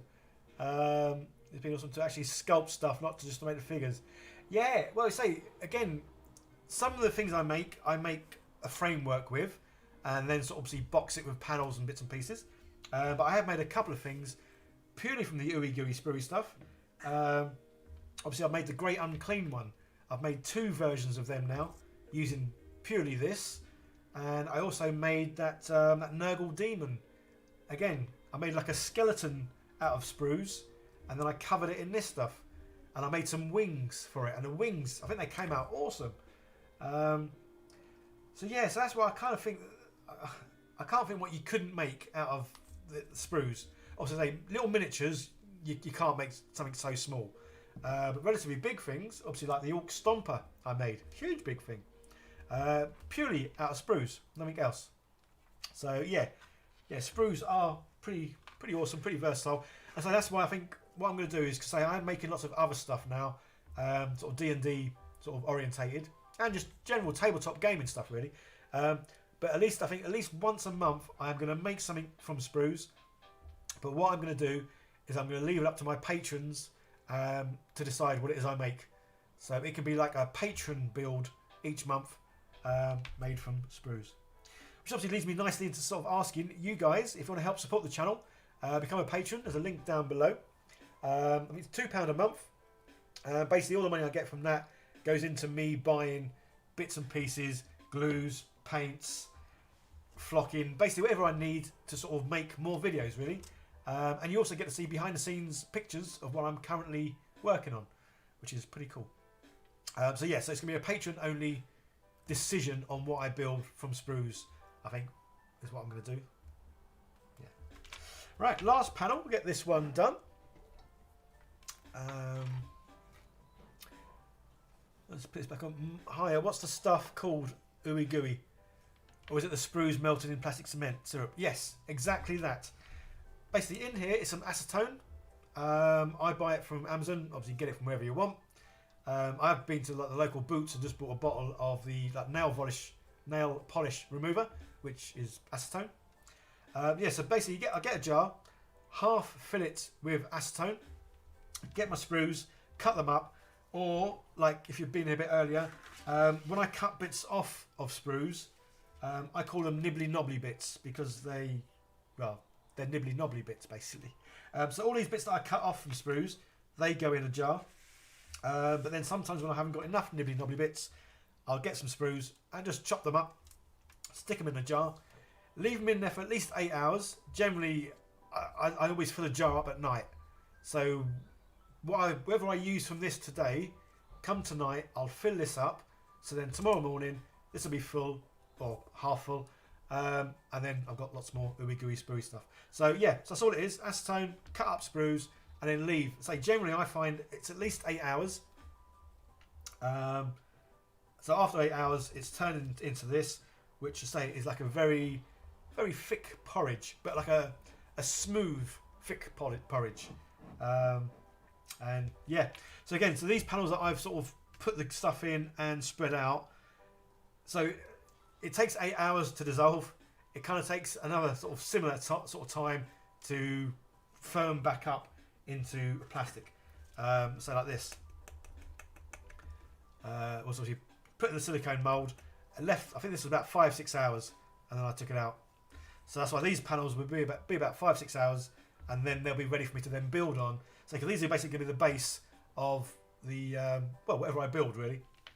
And obviously it's modular because I can put them together. So I might actually put magnets in these, I'm not sure. But I'm also probably going to do some LED lights in these as well. Just because this is going to look like some sort of,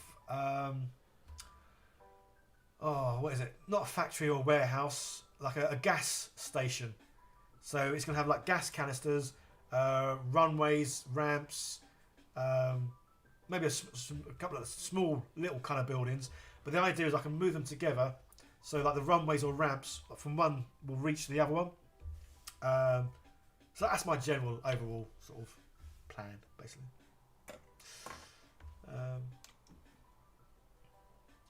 Mark Thompson, loving the vids, buying the MBFG stuff to get cracking. But surely we're trying this style too. Waste not, want not. Yeah, exactly. And again, I mean, sometimes this hobby can get expensive when you want to go out and buy everything you need, yeah, it's very expensive. So sometimes being able to reuse stuff is a great way to obviously cut down on the expense, and well, and you're reusing stuff rather than it going to a recycle bin. Well, some of this stuff might even not go to a recycle bin, just go to a landfill. So yes, it's fun to use stuff that would normally go to a landfill, and yeah, it's another little like sense of accomplishment as well, making something from scrap, which is always good.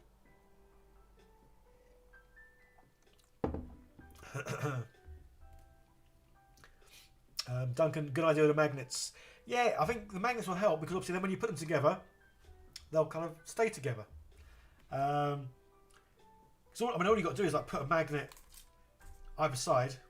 So 4 magnets on each piece would be enough. I mean, maybe put 2 on the longer edge, I guess. 2 on the longer edge. I don't know. I'll work that out when I come to do it. But yeah, it'll just be nice of them when they are near each other. They do sort of click in, which would be cool. Right, let's get this other one done.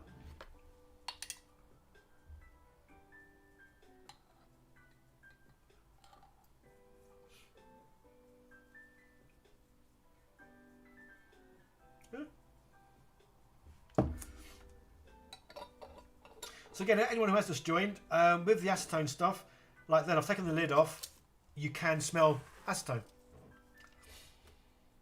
But already the smell's gone.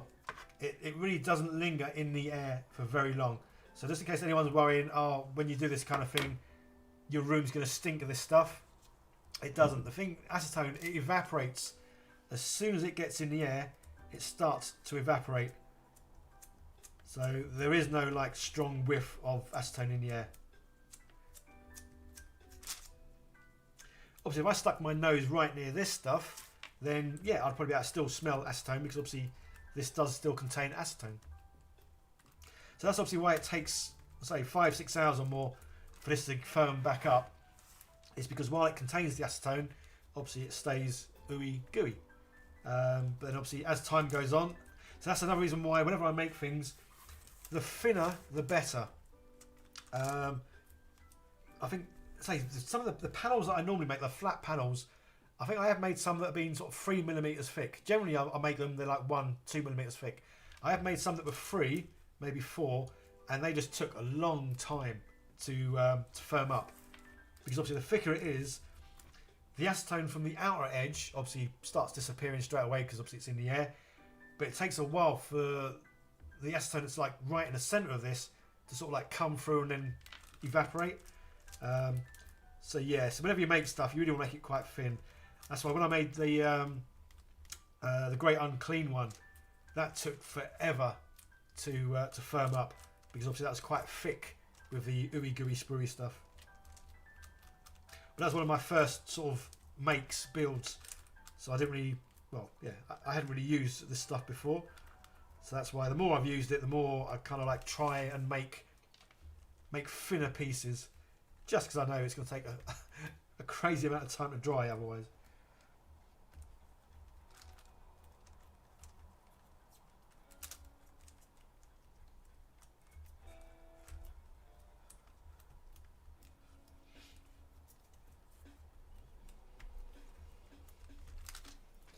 Yeah, so definitely a good old workout for the arm. Raven, my hubby works on recycling round in that area, and every often so comes home with sprues. Got a bit of a collection now, so he's only allowed to bring home ones with bits on as well. That's awesome.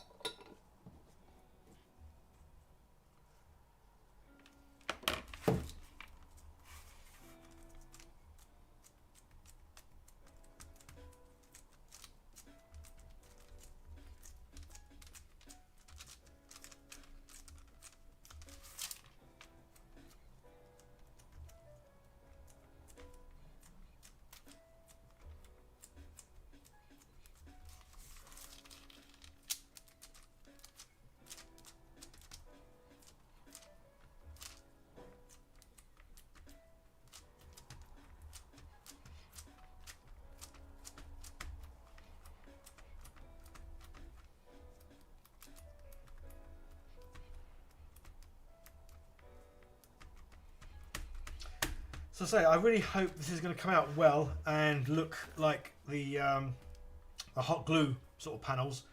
I say the only thing that might happen is when I'm pushing this in, the small bits of acetone that are still in the ooey gooey stuff might start to melt or dissolve the sprue sort of main bit.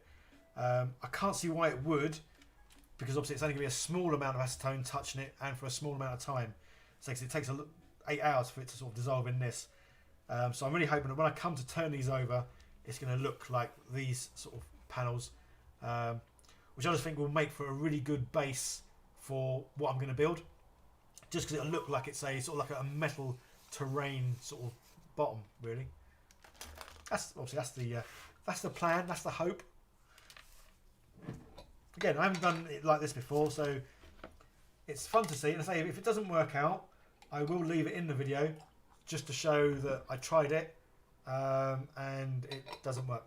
But I say I can't see why it wouldn't. So I am optimistic. Then again, whenever I try new things, I'm always optimistic. Obviously a realist as well. But yeah, we always hope that things will work out how we want them to.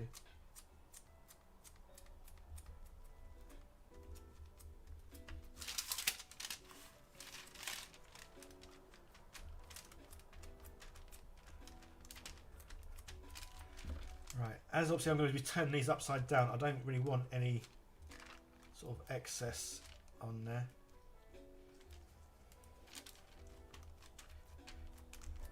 So I want it to be able to lay flat.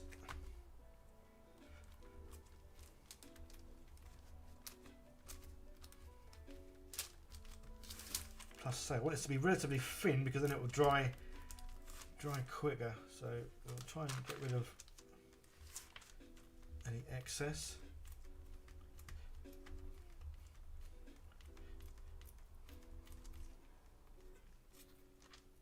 So this stuff that I'm taking off, I won't put it back in there just because it already has been out and it is starting to sort of firm up. If I put that back in there now and then scoop out some more later, this won't be as gooey as that. So yeah, this bit that I've taken out, I'm just going to obviously throw it to one side and it'll probably just go in the bin. Or I'll throw it in my little bits box of sprue stuff. Because this could just be used as some sort of like rubbish, garbage in a build. So that's probably what I'm going to do actually. Right.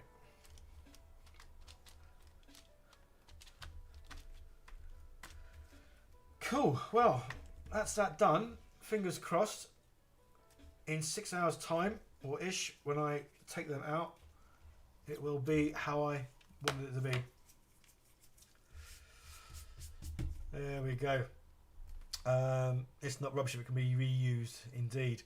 Well, it's like one man's rubbish is another man's treasure. Or that's not quite the words, is it? One man's junk, one man's gold. Oh, I don't know. But yeah, basically, it's rubbish to someone, but someone else finds it useful and can use it. It's awesome. Potential terrain kits, yeah. Matt B, hey everyone, how's it all going? Just tuned in. All right, Matt. Hope you're well, buddy. Yeah, basically, again, I love a little. I like doing recaps every now and then, just because obviously it helps anyone who's just joined. I'm making some obviously modular terrain pieces for Necromunda. Obviously, it can be used for anything, but I'm saying Necromunda because that's the kind of style that I'm building. It's going to be very industrial, and it's going to be like a what is it? A gas place. Can't think of the word. Brain's gone dead. It's going to be industrial looking, basically. So initially what I'm doing is I'm making the floor panels to then obviously build things on. So what I did do last night was I got some obviously sprues, filled them in with hot glue gun to obviously make some nice sort of bases to work on. But then I was reading through some of the comments last night and someone had put a comment on a video where I'd done something similar to this to make the dice tower and something else. And they said rather than putting hot glue in between as an infill on the sprues, why not use the ooey gooey sprue stuff as an infill? And I thought, yes, that makes more sense. So that's exactly what I've done here.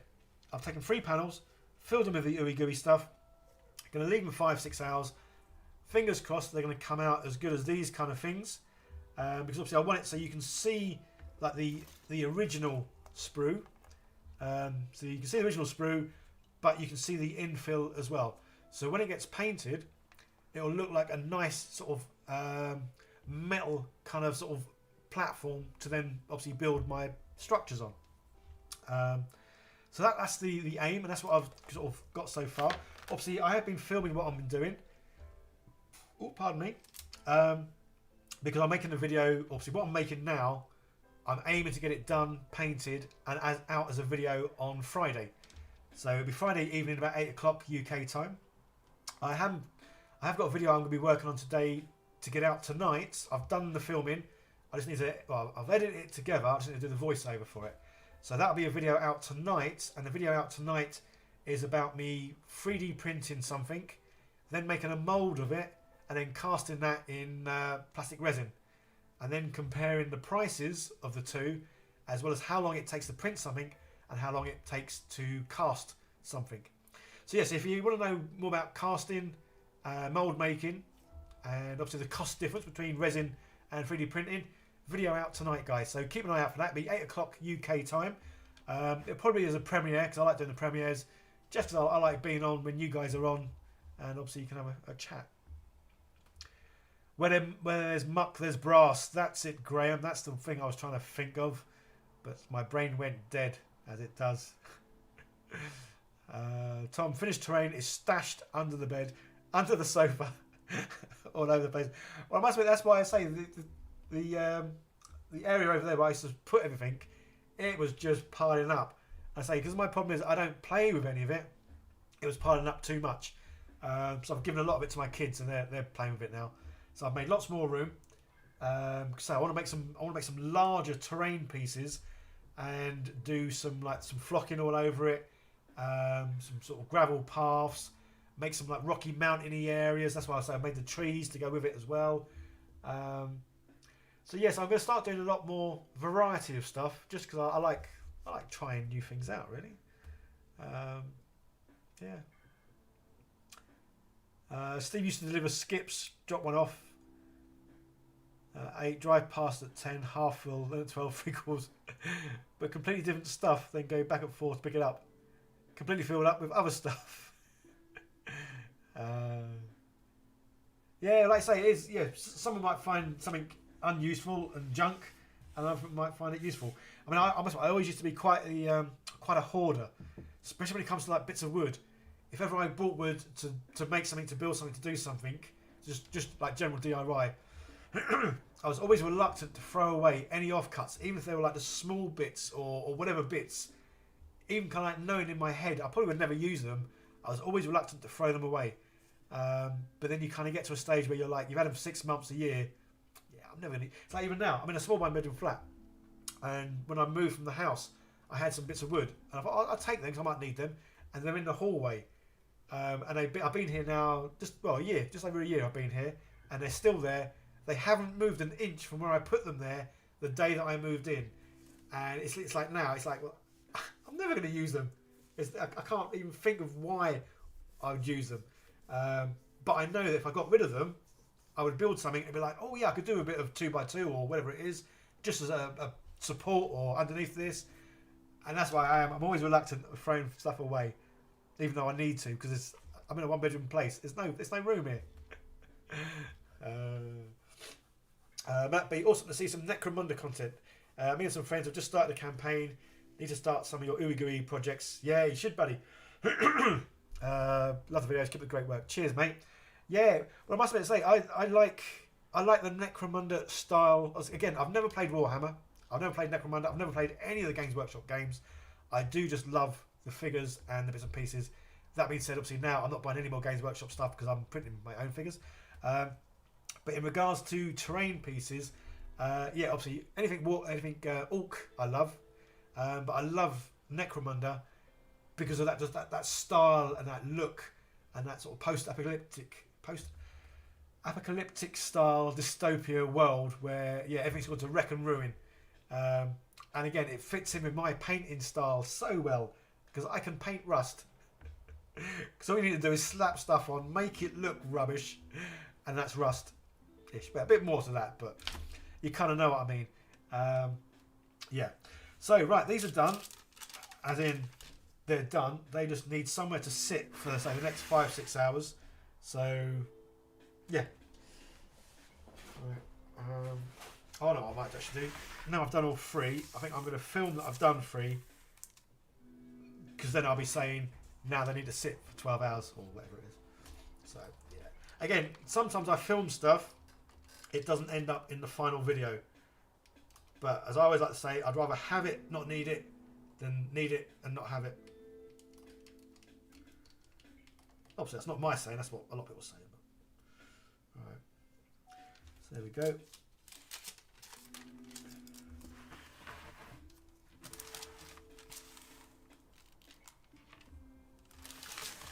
That's me pulling it out of shot. That's that done. Alright. Excuse me while I just walk off camera. Well, might still be able to see me because I'm only going over here.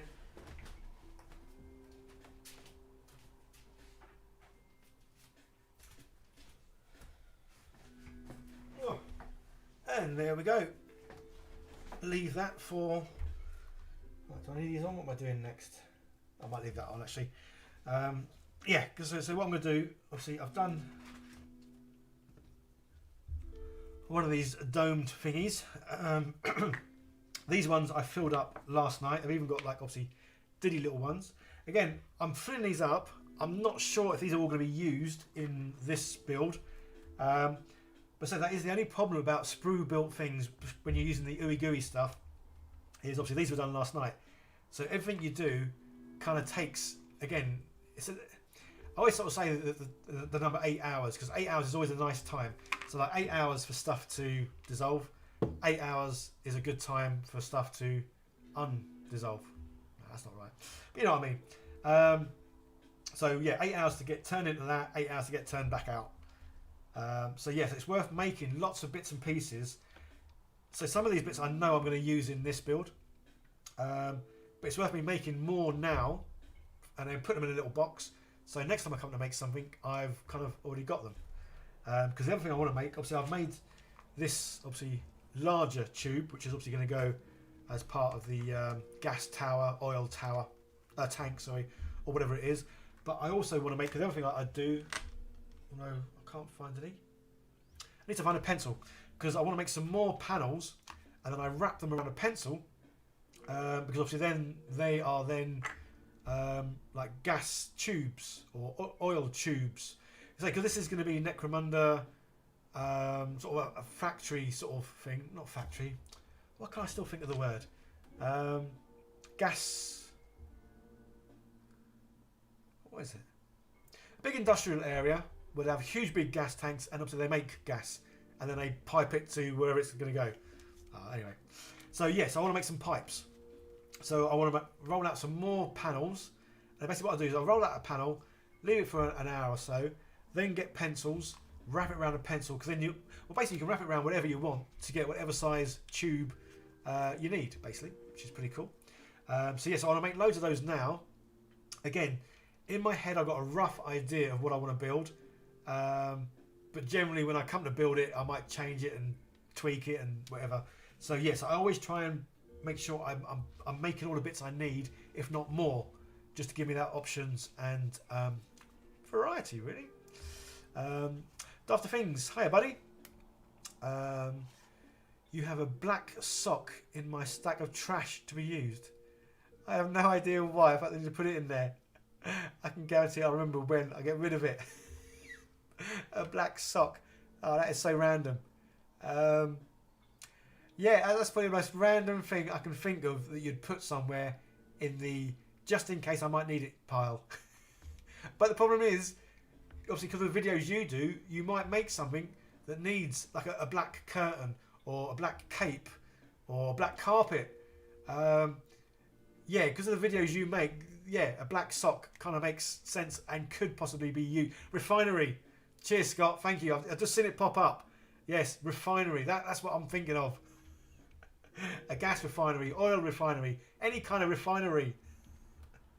Refinery!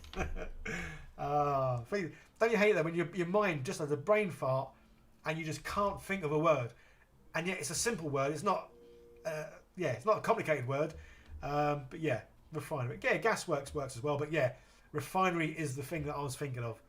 But obviously this is going to be a small refinery because obviously I'm just making three parts.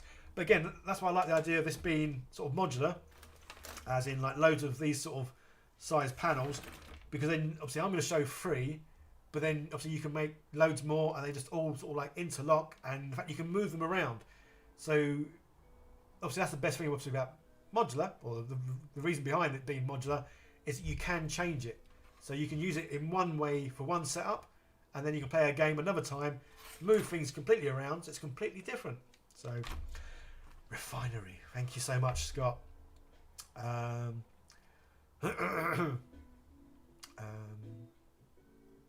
Oh, there you go. Yeah, Mark's just saying about the black sock. You can make sandbags right there. Yeah, yeah, cool. Steve, I think the words are turn to ooey gooey stuff and then harden. Yeah, exactly. Yeah.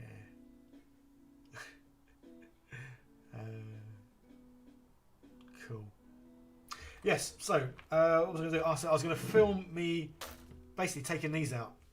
So because this is one that I made from, well, not made. This was one that was left over from something else that I made. Oh, it was the tree made of sprues. I made a load of these for the canopy.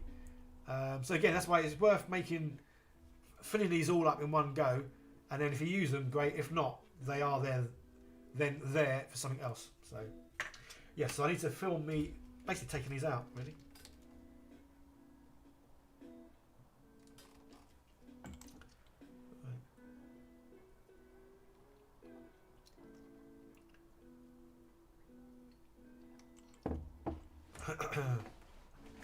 Oh, cool, here we go. Another time. We've got Jim Lad, Australia.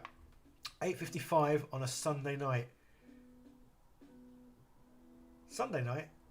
Aren't you ahead of us? Aren't you ahead of us?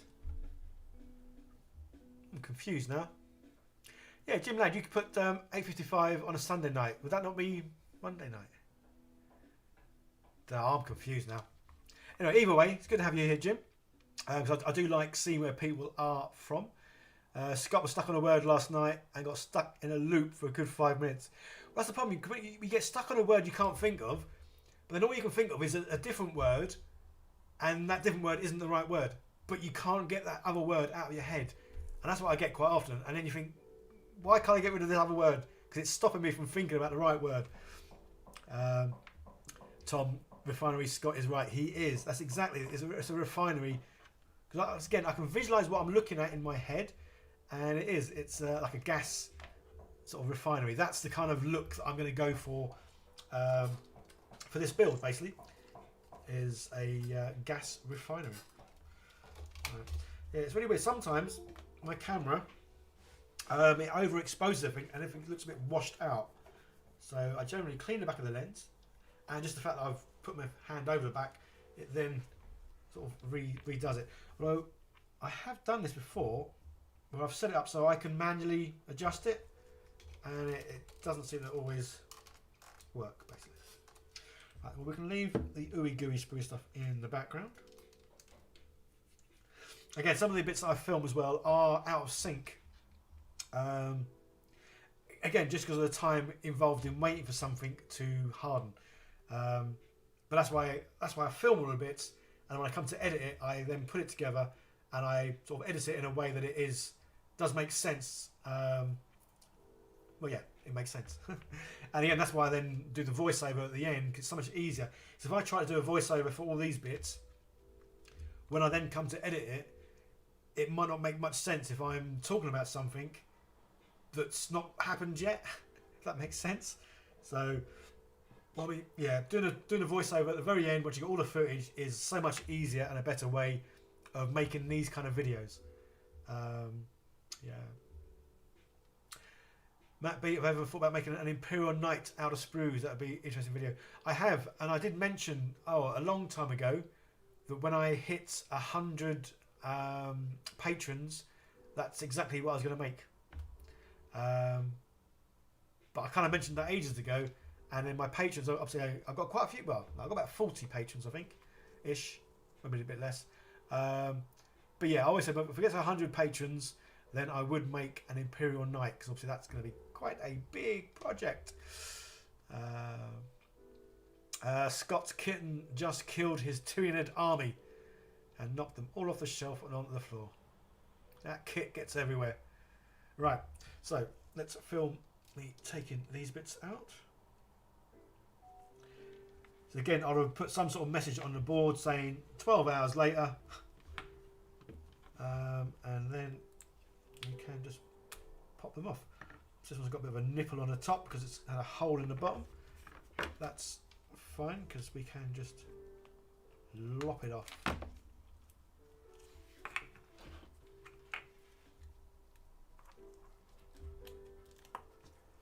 So yeah, there we go. This one has been pushed out quite well.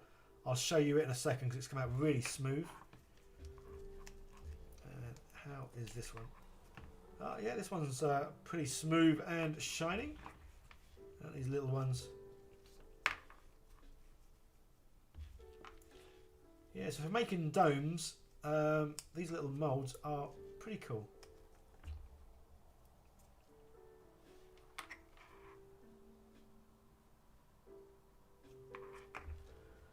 Well, the video might look a little bit weird because I'm wearing a glove, and in the previous one I wasn't. But there you go. Yeah, so I was saying that earlier. These domes, I say, can come out super smooth and shiny. I mean, it's like so smooth. It's, well, as smooth as a smooth thing can be. So yeah, so I say silicone molds and ooey gooey stuff, simple molds, awesome. And someone did mention some time ago, or ask a question some time ago, not on here but just generally, when I make the flat panels, which I'm going to make a few of in a minute, so you'll be able to see me doing them if you haven't seen them before. Can you get a roller, like the green stuff rollers that have indentations in them, and roll that onto this to leave a pattern? The answer is yes, you can. When you first roll these out, they are, as I say, it's kind of, I don't know, I've been calling this porridge, but it is like a plasticine, just a runny kind of plasticine. So when you first roll these out nice and smooth, they are very soft. So I mean, you could get a knife and you could put like lines in it if you want to make it into like a tree trunk bark, or you can get a roller. I did have one. I'm not sure I've still got it. No, it wouldn't be in there. Yeah, I did have a roller from Green Stuff that when you roll it out, it makes it look like brickwork, but like old style castle wall brickwork. So yes, if you roll this stuff out, the ooey gooey stuff, so it's nice and flat panel, you can get a roller, roll it out, and it will leave the impressions in the ooey gooey stuff. Again, leave that to one side. Once that's hardened, you've then got a plastic sheet with bricks on it, or whatever pattern design you want to put on it.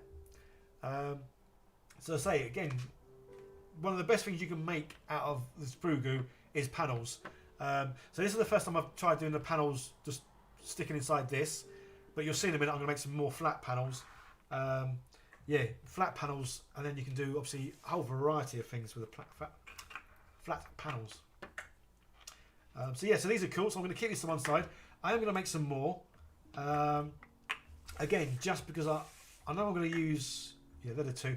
So I'm definitely going to have one big sort of like gas thingy for my refinery. I'll remember that now. But having these smaller little bits are just cool as just sort of general bits here and there. And we can have like one on the ground with like, let's say, a tube coming out and a tube going round to somewhere else. So basically just going to make these modular bits. So they've got obviously areas for line of sight that you can hide behind. I am going to make them sort of like leveled as well. So they're going to have like stairs going up to, say, a little control room. And then a couple of like platform sort of things coming out. Just again, so they are, so when you use your figures, you can have different heights, hide behind line of sight areas, but each of these three bits that I'm making can be moved in different areas, so they're aligned in different areas as well. Objective secured, yes, exactly. Yes, you can have, yeah, you can have like objective markers up there. They've got to try and well, or it's enough high area. You can have like a team up there, and you just got to keep hold of this refinery. So yeah, again, I've never played the game. I just like making bits and pieces for the game.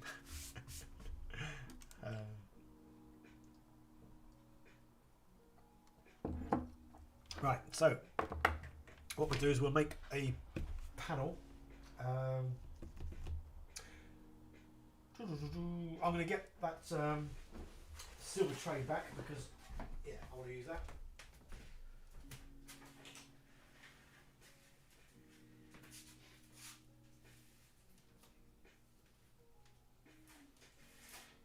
So this is where this tray is really good because it's a great way of obviously moving panels around and them not getting disturbed. And obviously the good thing is, because this is nice and grease proof, things just slide off it, a treat. But yeah, so we'll use this again to make a panel, just because then again I can move this and the panel will come out nice and clear. So there's other panels that I've used, I moved them straight away, which is why they got up to the crease lines in and the sort of animal texture. But that's kind of what I wanted for those panels. Was this panel, I would rather the panel was nice and neat and sort of flat, basically. Although I might turn this panel into the tubes. I'm not sure. We'll see. All right, so need some grease-proof paper. So again, I'm just basically going to get some stuff ready because I want to film this next bit. But obviously it goes a lot easier if I have what I need just off camera, basically.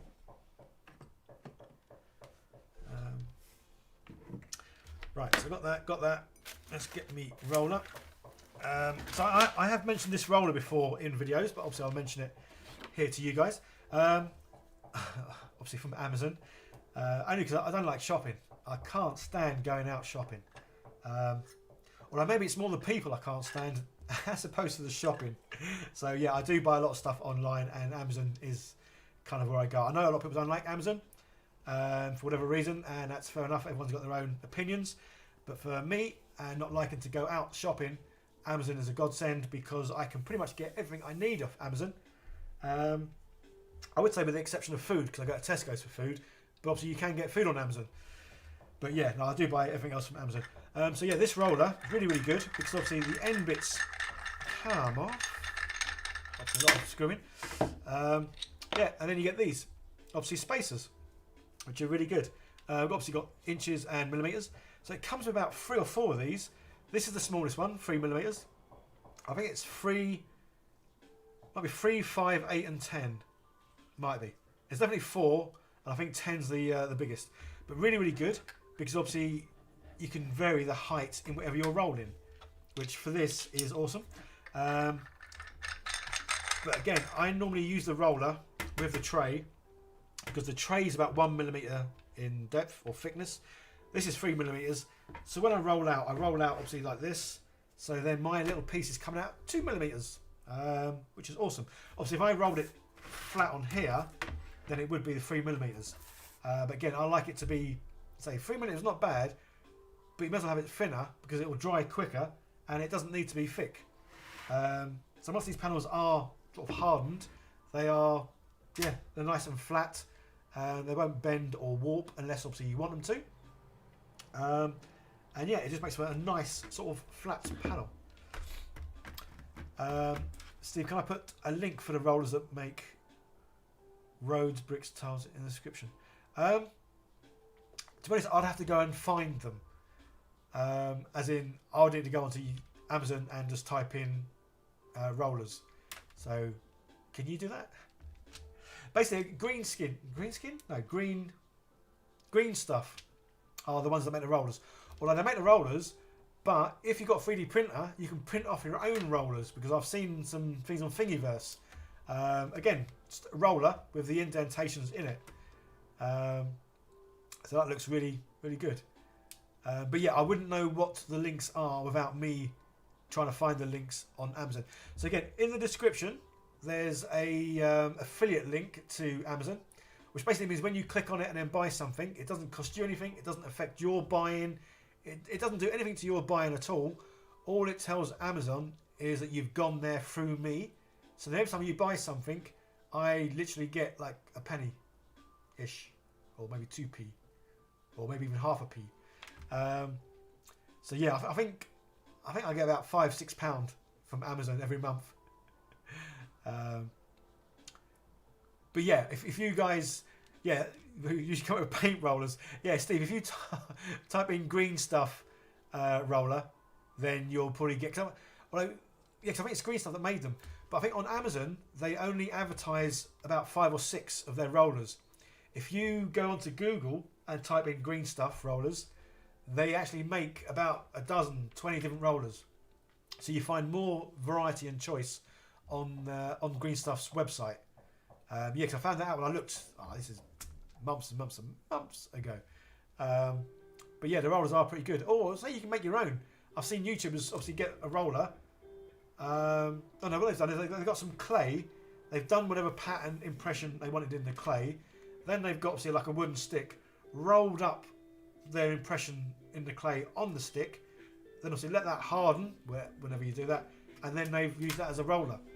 So yeah, you can kind of make them yourself.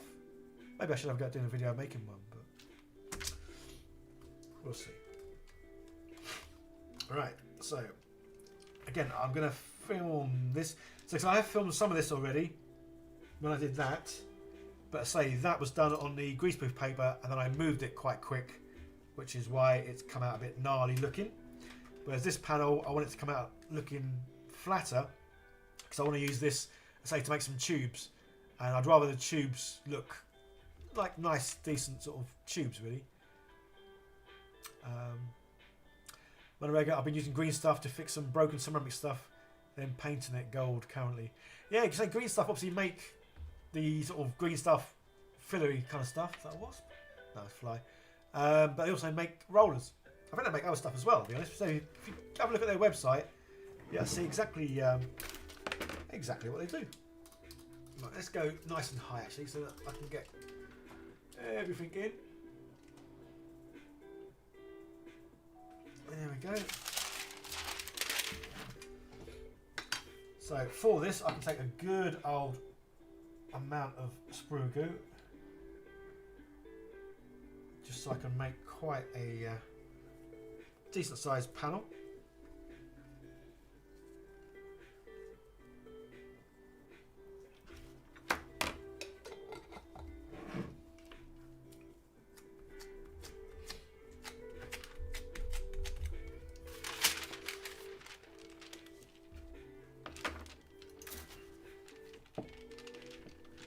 And then yeah, it's simply a case of giving it a bit of a roll.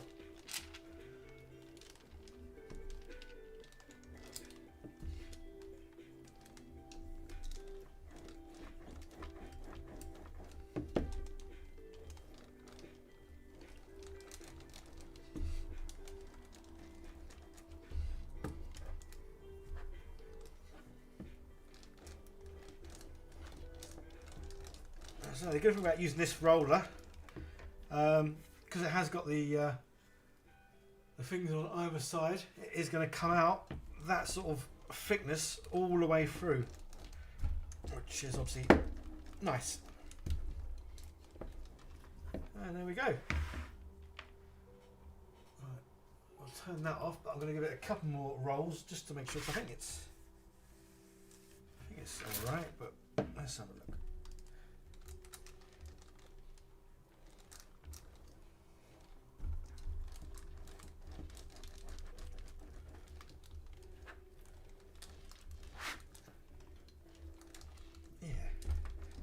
Again, another little workout.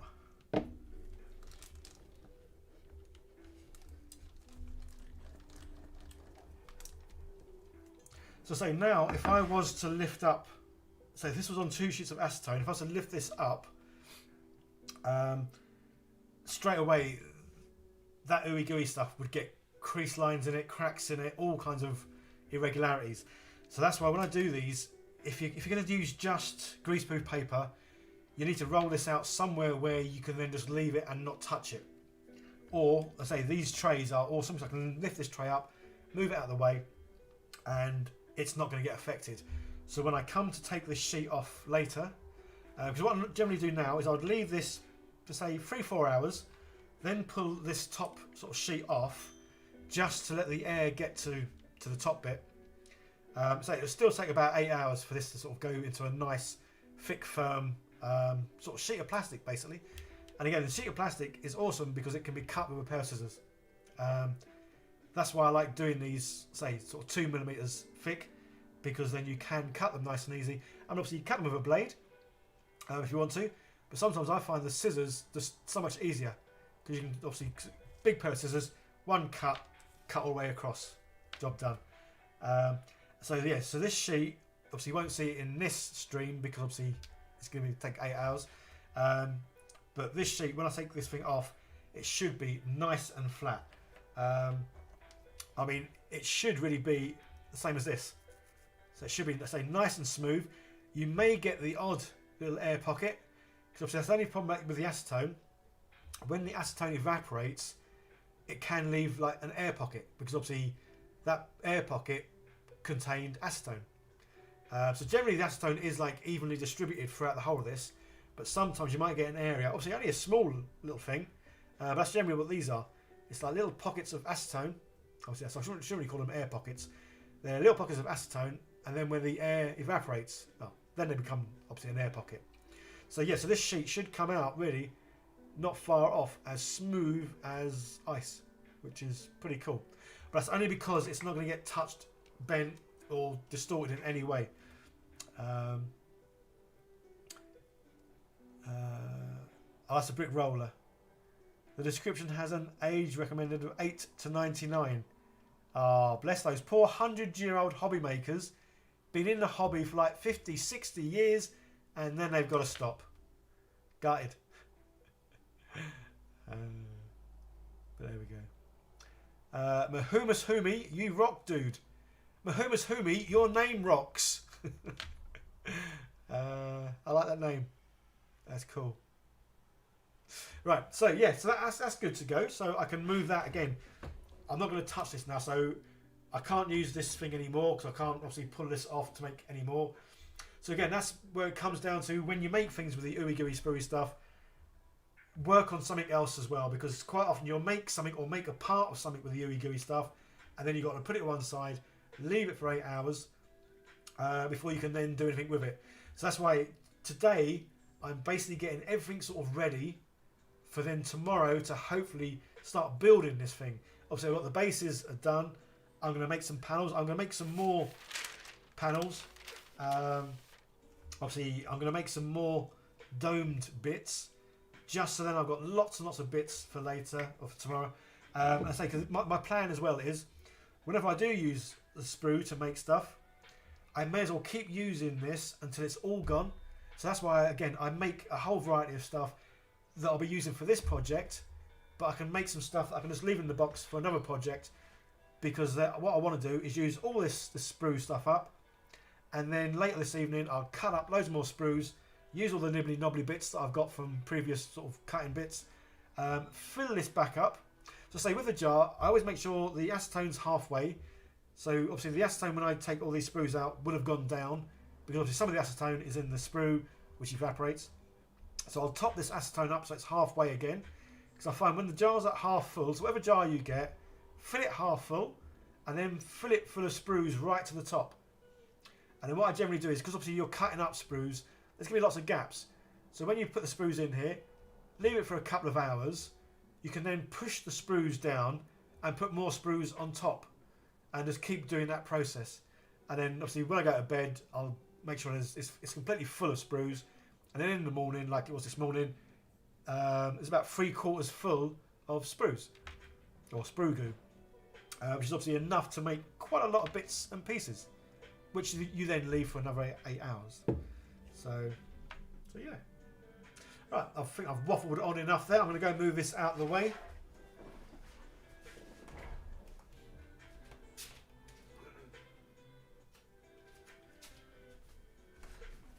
Although, again, that's the only problem about living in a small one-bedroom flat, having places to store all these bits and pieces. But, yeah. So I'm going to make some more panels. Just, oh no, that's what I was going to do. Let's fill out some more of these first. Again, I've got a rough idea in my head what I'm kind of building tomorrow. But yes, like, so I want to use all this sprue goo up. So I'm going to make some more bits in this. Then a couple more panels. And then I'm probably going to finish this stream. Only because, say, I can't really start building or making things until all these bits and pieces I've done have gone hardened. So I'm probably going to do another live stream tomorrow, guys, where hopefully I'll be getting all these bits and pieces and I'll start sort of actually building something. So yeah, so like I keep saying, with sprue builds, a lot of it is preparation. Getting all the bits ready, getting the sprue stuff ready, making the molds, making the flat panels. Then leaving that while you go off and do something else. So the chance I'm going to do all this, I'm going to end the stream. I need to edit some weddings, so I'll be doing that later on today. But then I think I might do some painting later on this evening, as in painting some of these little figures. So I've been getting quite a few figures of the Artisan Guild to print off. Again, I'm not sure how new I can get them because that camera just doesn't like focusing. But yeah, so you got a nice beefy warrior, and I've got like a, well, I don't know if she's a warrior or she could be a wizard. I'm not too sure. Either way, she's pretty hot. But yeah, so I'm going to do some painting later on. I might video that. I'm not too sure. We'll see. But yeah, so I'm going to live stream now for about another, I don't know, 15, 20 minutes-ish. So any questions, guys? Tom, show us how to make pipes. That's kind of what I will be doing. Yes, good thing. We'll definitely do pipes. So what a basic, so to make pipes, obviously the thickness of the pipe is dependent on what item you find to wrap a panel around. So yes, we'll do the pipes first actually rather than then. So generally I get pencils because obviously they're a nice size for pipes, and I get sort of marker pens because they're a nice size for pipes. But obviously if you want a super wide thick pipe, again, whatever you've got to hand really, that's kind of what I do. I find what I've got near me. And that's what I make the size of the pipes out of. But the good thing is, because I'm making something that is like this, industrial refinery, it can have pipes of a variety of sizes, thicknesses, and all that kind of stuff. So I'm hoping I've got a pencil in here. Although, so the only bugger is when my kids come over, they kind of nick all my pencils. Ah, no, I've got a pencil case somewhere. Where's that pencil case? Oh, there it is. I've seen it. Right. Back in a second, guys.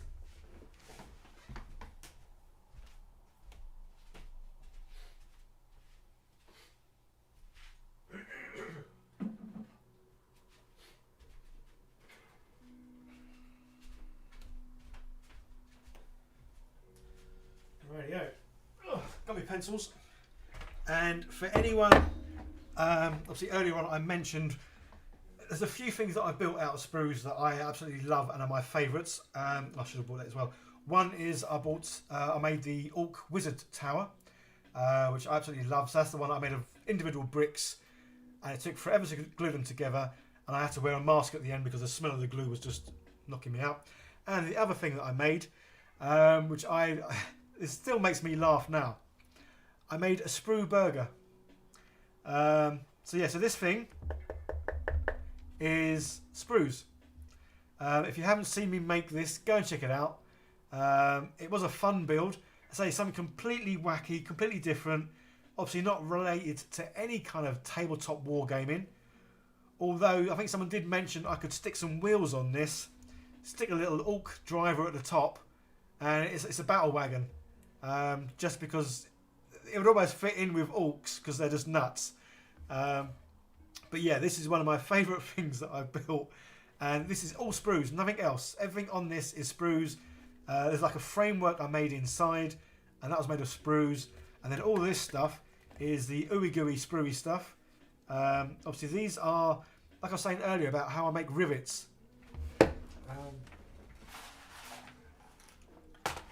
So the rivets are basically, you take your panel, you take a hole punch, and punch holes. So obviously it punches holes in this I'll be using.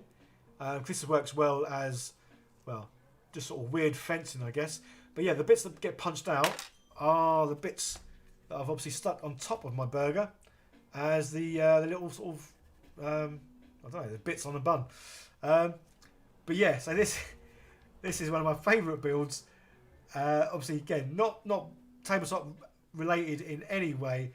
I just love how it came out, and I love the fact that it is nom nom nom nom supersized.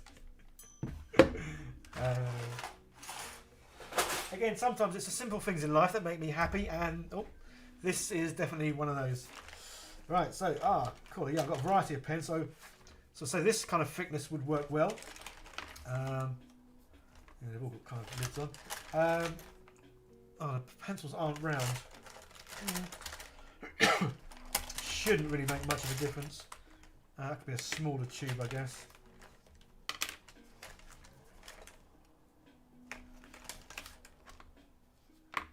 Yeah, I think they'll do. Let's have a couple of pencils out in case I make a couple of round tubes.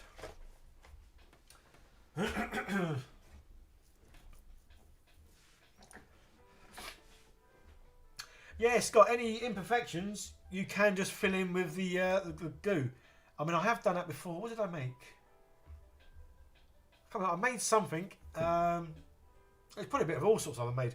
But basically, when I've made something and I put like a couple of panels together or whatever I've done, if there's been any like little gaps in between or in between the seams, yeah, obviously this is a great filler.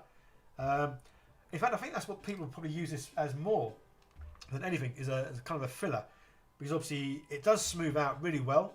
And say once it's obviously firmed and hardened, this can be sanded down like any other sort of plastic. So you can sand it, drill it, do whatever you want with it really, because once it's sort of, the acetone is evaporated, it's back to how it was before.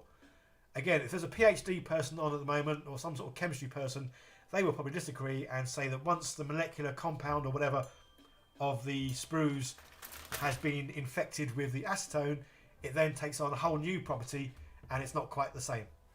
But I'm not a PhD person or chemist person, so I don't know. But all I know is you go from being hard to soft to hard again within 16 hours. There you go, guys. If that's a good thing or not. Right, anyway, I'm getting off thingy. So yeah, burger. Love my burger. That will always be my favourite thing that I've made. Other than my kids, obviously. But it's quite close. Right. Just going to get some more drink. Battle burger. Yes, Tom. Yeah, especially if you made like an opening in the back. So it'd be like the Trojan's horse. You have the one guy sitting at the top, but you open the back up, and a whole troop of 20 orcs come rushing out.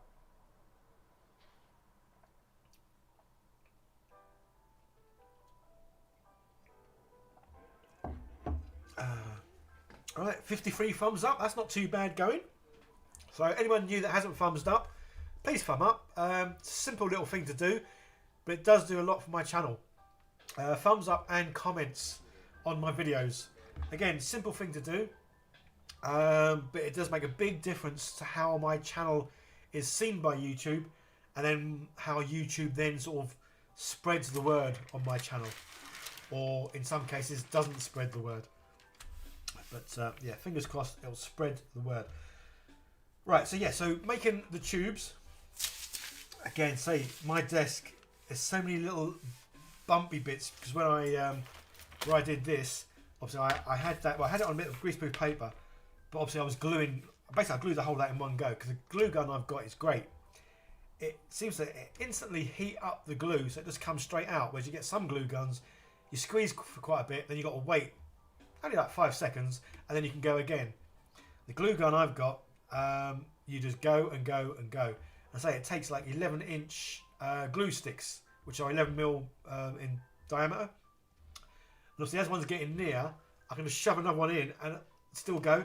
So because I did obviously the whole panel in one go, this mat got quite hot, enough that it's got a few bobbly areas, and also there's a huge one at the very end, one over there. But so I am getting a new mat soon, from a local company. So I am now going to try and start promoting more smaller companies. Obviously, I love Amazon, but I do want to promote smaller companies.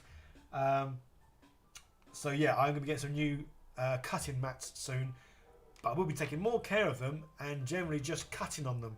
That's why I've got loads of the Amazon packets or the cardboard in that turns up. Rather than throw it away, I'm now keeping that because I do buy a lot from Amazon, so I do get a lot of cardboard. And obviously that's great to put down on top of this for when I'm doing painting, gluing, and obviously hot glue gunning. So yeah, right. So to make the tubes, what we generally do, or what I do, get the goo, put it on here, put another sheet on top, roll that out, and then what I might do is, oh no, if I cut it, it's going to go weird. I might cut these first, actually, just to make these smaller. Yeah, we'll do that. There's my scissors. Alright.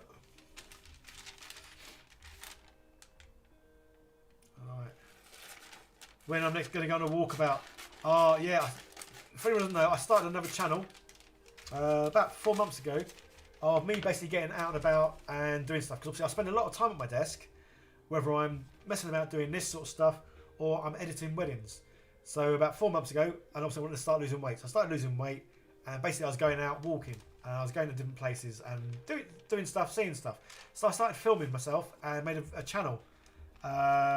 Just as a fun little thing to do. Did it for about, I think it's about 6 weeks. I think I did it for, but unfortunately then I got into my busy period with weddings, and obviously I didn't have as much time to get out, film, do my weddings, and do this channel. So that's why I've not done anything on my Out and About channel. It's basically, the channel's called Out and About with John. Obviously, I'm John. So yeah, I've not had time to do that, as well as obviously get the weddings done. So because most weekends I've had a wedding, which means obviously I've got to edit the wedding. So yeah, I've been doing a lot of editing, a lot of weddings, and obviously making sure that I do stuff on this channel. So yeah, so I haven't been out and about for a while. But yes, these put don't get lost. I have a tendency when I go out and about to get lost. So there's a few places I've gone for like walks, and they're like specific like trails that you do. And a few of them, I've started off on a trail, and then somehow I've gone off onto something else, which isn't the trail.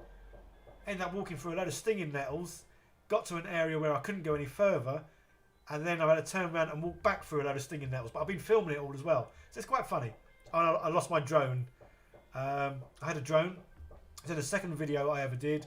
I bought a drone, took it out, and basically it went out to sea. And something went wrong with the controller. Something went wrong with the... basically it had one of these fail safes. So if anything, the communication got lost, this drone should have returned to where it started. But that didn't work either. It just shot off. Basically me and my brother had gone for a walk down in Dorset or Devon. We were near the edge of a cliff. So this drone, it could have gone in any direction and been fine, because it was basically a big open field. But no, this drone went in the one direction, which was going off the edge of the cliff out to sea. But it was quite funny because it was on some sort of like height thing. So it was about 30 feet in the air. It shot off. Obviously, as soon as it's got over the edge of the cliff, it's recognised that the height isn't 30 feet, and then just dropped. So as much as it was a bit of a pain and costly that I lost it on my first go of using it, it was quite funny because it just shot off really fast and then just dropped. So yeah, so my one first use of my drone, and then that was it. So it was quite funny. Tools or toys, volume too low. That must be you then, buddy, I'm afraid. Can you turn the volume up? Because everyone else has said the volume's been fine. Or they've not said anything about the volume. What does sprue goo taste like? I don't know, but I'm sure with a bit of ketchup, salt and pepper, throw in some chips, it might be alright. You tell me, buddy. Because you seem the kind of guy that, yeah, would want to. Right. So, yes, I'm going to make some smaller bits. And so we do it on the 2 bits, because then I can wrap that around nicely. Right, so something else I need to get is some sellotape.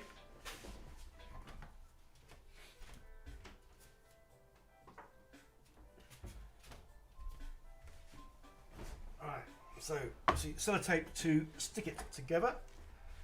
So yeah, anyone who's just started or just joined, obviously I've been making quite a lot of bits, because basically with the sprue goo and the sprue stuff, there's a lot of preparation that goes into building things with sprues. So I have been making lots of bits and pieces. So basically I can then assemble it all tomorrow is the sort of plan. So yeah, so right now I'm going to make some sort of tubes, pipes to go with everything that I've been making. And that's why I've got the variety of pens, pencils, felt tips, whatever. Because obviously I'm going to make out some flat panels with sprues, wrap them around these, and then again they get put to one side, and then yeah, about 8 hours time I'll be able to use those. So, alright, again, going to be filming obviously what I'm doing.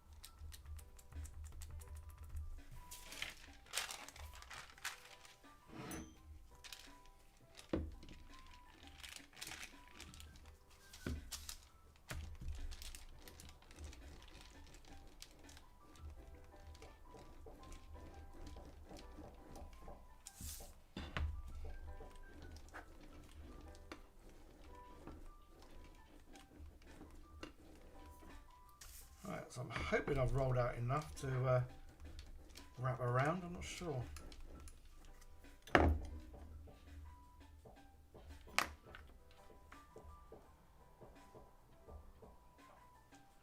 Alright, let's go for a pencil.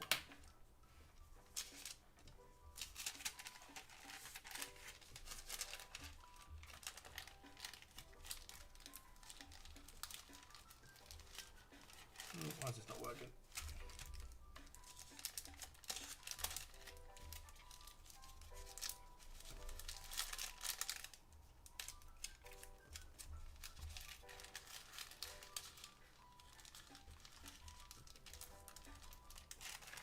I am in problems with this.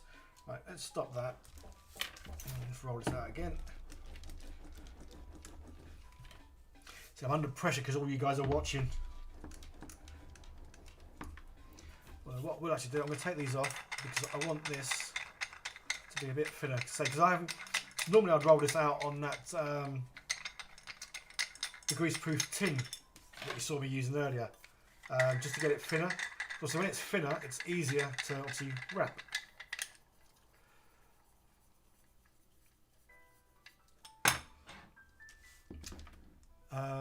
Raven still has a lot of chemistry PhD, but my understanding is that the acetone gets between the bonds of the polythene plastic, which turns it into liquid form. As it evaporates, the bonds reform. So the chemical structure is the same. Oh, okay. Yeah, so I know a few of my videos in the past. People have gone on there, specifically told me they've got a PhD in chemistry or whatever it is, and then gone to give me a full lecture on what's happened and the breakdown and bits and pieces. So it's like, well, okay, I'm not going to argue with anyone because I haven't got a PhD. Yeah, don't even have A levels actually. I'm just a O level kind of guy, and I like to think a lot of common sense. Right, so yeah, so rolling it out on this obviously makes it a lot thinner, so it should wrap a whole lot easier, and we can go back to wrapping it on the bigger one, which is what I wanted at first. Go that way. Yeah, let's go that way. Right, so what I'll do is I'm going to film from a different angle. Right, so let's use that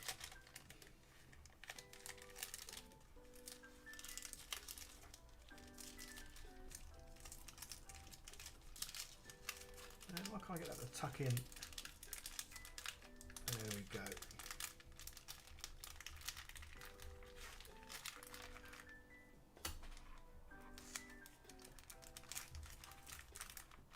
Yeah. So it's in a case of just leaving that for say the 8 hours, whatever, and then and then yeah, when you put it out, it'll be wrapped up, and then you just cut it into whatever sort of size you kind of really want. So I'm going to do a few of those because I want to do the pencil as well. So we'll cut this in half again. So yeah, this is basically just good old greaseproof paper. Obviously you'd use it in cake making or biscuit making or cooking really. Just because obviously the ooey gooey stuff won't stick to it, and it will just sort of peel off nice and easy. Because anything else you put that on, it is very sticky stuff, this. I mean, it will come off, but it'll generally ruin whatever you've sort of put it on. As in, if I put it on the mat now, then try to pull it off, it would stick to this. It would pull off, say, a layer of the paint or whatever's on top of this. If you left it on here long enough, it would dissolve right through and make a hole in it. Tools Are Toys has a PhD in fascinating facts from the Mickey Mouse University. Yeah, cool. Remember yourself, when trying out a new drone, don't try it near water. Well, I must admit, if you watch the video of me trying it out, you will see me beforehand making a comment of, you're about to see some great drone footage. If you don't see any great drone footage, it means I've lost it out to sea. And then obviously 20 minutes later, I lost it out to sea. So I kind of, I foresaw what was going to happen, but still did it. Right. So say guys, I'm only going to stream now for about another, oh there you go, it's 20 to 12. So yeah, so finishing at 12 would be nice, because then this will be a 3-hour stream. Because I think with my streams, I like between 2 and 3 hours is kind of like a nice time. Because obviously I don't want to go for too long, because obviously I could do a break and something to eat. And then I'll say I've got other work I need to get done today. So this was primarily what I wanted to get done, was to say some tubes, obviously some of the round bits. Obviously I've got the bases, the platform base made. So yes, so come tomorrow. Say tomorrow I will do another live stream. Not sure exactly what time, but we'll be doing another one tomorrow. Just of me basically assembling all the stuff. Plus I'm also going to use the Gundam sprues, just because obviously these are nice and round. So I'll be able to make some great sort of, well, all sorts really with this. Sort of panels, fences, handrails, stairs, ladders, yeah, all kinds of stuff. So cause I've got quite a big box of Gundam sprues. So yeah, definitely want to start using those as well. Timomatic, hiya buddy. Haven't seen you for a while. Finally made it to one of my streams. Whereabouts are you? Are you based, Timomatic? Are you? Yeah. What sort of time of day is it where you are then? Yeah, because with the streams, there's no real set time to me doing them. It is purely as and when I'm obviously at my desk making something, and then I can obviously have you guys just sort of along for the journey, really. Hope the drone wasn't too expensive. The drone was, I think it's £300. But say, this is where I love Amazon. Literally, I got back the day, I'd say I've been down to Devon, been down there for a few days to see my brother. First time I'd seen him since the lockdown, so I hadn't seen him for a good year or so. Went down to see my brother, I can't remember if he's sort of Devon way. The day I got back from my little trip, I contacted Amazon and I said exactly what had happened. I said I flew my drone. I said it lost contact with the controller. The fail-safe in the drone, should have made it come back to where it started. And I started it about 200 feet from the edge of this cliff. So it should have come back, but it didn't. So I put that in my email and I said all I've got to show for it is the box and the controller. Can I send it back and get a refund? Not knowing what they'd say, they've come back and said, yes, that's fine. I've literally packed everything up, put it in a box, gone down to my local drop-off point, delivery point, whatever you want to call it, put it in there, they've scanned it. Within half an hour of me dropping this box off at the delivery place, it's the box with a remote control, there's a spare battery but no drone. They've instantly paid me back the money. No questions asked, and that's why I love Amazon. Their returns policy is second to none, and I say the fact that I've sent a box back without the item in it, and they've refunded me the full amount, no questions. And say, to me, that is just nuts.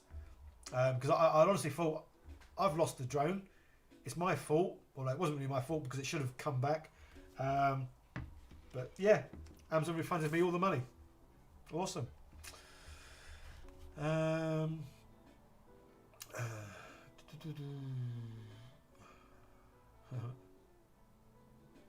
Bratwurst land here, 1 hour ahead. Oh, that's not too bad. It's not like silly o'clock in the morning somewhere then. Paul Reedy, hello. Hope you're well. I hope you're all well, basically. So yeah, so I'm going to be finishing off in about 15 minutes. So today was purely really about making lots of bits and pieces from the sprues that I can then sort of assemble tomorrow. So that's what I say. I will be doing another live stream tomorrow. And that's where I will be doing more assembly. Well, obviously assembly, because I haven't done any assembly today. And yeah, you'll be able to see more of obviously how this thing's going to turn out. So at the moment, if you have just joined, I'm basically making... So I used to be able to make these really well, but I can't seem to wrap these things around. I'm making some tubes, pipes. Basically, I'm making a kind of refinery. Oh, if I take that up first, that might help. Let me yeah, I'm making a Necromunda sort of refinery kind of modular system. As in, I'm making sort of 3 bases.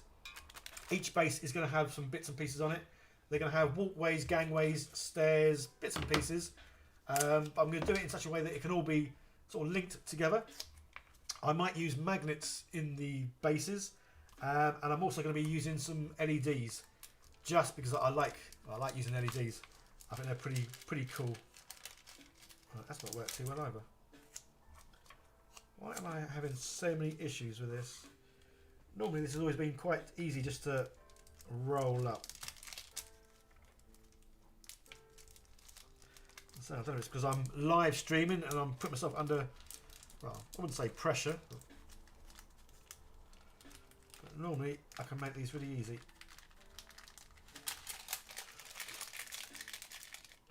All right.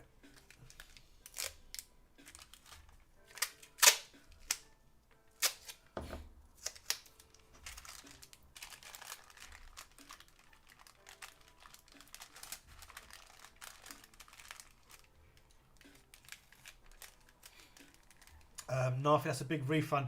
Yeah, I say, but it's also the fact that, say, I'd literally just got back, I messaged them, packed it up, so within about 3 hours of me being home from my sort of weekend away, they'd refunded me everything. And it's the fact that they don't ask questions. I say, I was up front, I was honest, I said I'd be sending you back a box with a remote control, spare battery, but no drone. And they're like, that's fine. And it's like, okay, lovely, cheers. Right, I'm going to do a few more little bits in these, and then I am going to end the stream. Luke, do I play Necromunda? I don't. No, I don't play Necromunda. I don't play Warhammer. I don't play any Games Workshop games. In fact, at the moment, I don't play any games. I am going to be playing Dungeons and Dragons soon, so a lot of my content soon will be bits and pieces of Dungeons and Dragons. I don't play Necromunda, but I love the style of the terrain, the buildings, just because obviously it's like a I can never say the word, post-apocalyptic sort of look, as in like Mad Max, dystopia world. I just love that look, and my painting skills tend very well to rust buckety old looking dark grim stuff. So that's another reason why I like their terrain, just because my painting skills work well.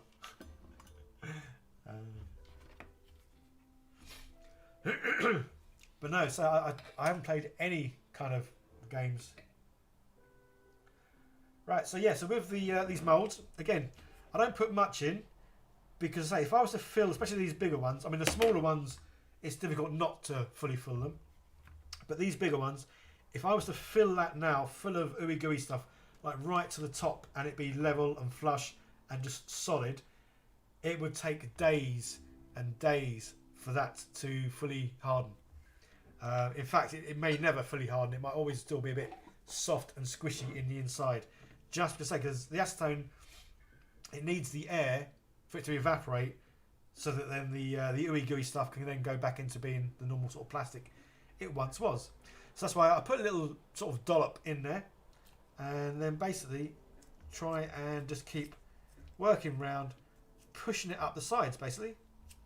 Again, I've already filmed this before, so I don't need to film any of this bit. So this bit I can obviously just show you guys. And yeah, it's just a case of going around, filling it up, and as I'm pushing it up, I'm pushing it down. Well, just pushing it. So then when I come to take it out, it will be a nice dome that is lovely and smooth, and obviously very dome shape. Obviously hollow, empty in the inside, which is great because obviously it's nice and light. And because it is thin, say this later on, I can just cut this with some scissors to make that a nice sort of flat level edge. So yeah, so what we'll do is obviously I push this up the sides. Because this is still very, very soft and ooey gooey, gravity will just pull it down. So that's why in a couple of hours time I'll come back to this and you'll be able to see, obviously you won't be able to see, but you'll be able to see that some of this has sort of gone down. So it's just a case of then going around, pushing it back up again. And then I'll probably come back and have another look at this in about 4 or 5 hours and see if it needs one last sort of pushing up. And yeah, it's as simple as that. So that's why these silicone molds are great. So basic molds you can use ooey gooey spruey stuff for, and it works really, really well. Necromunda's a good game to play if you're going to try, because you don't need a ton of models. Ah, okay.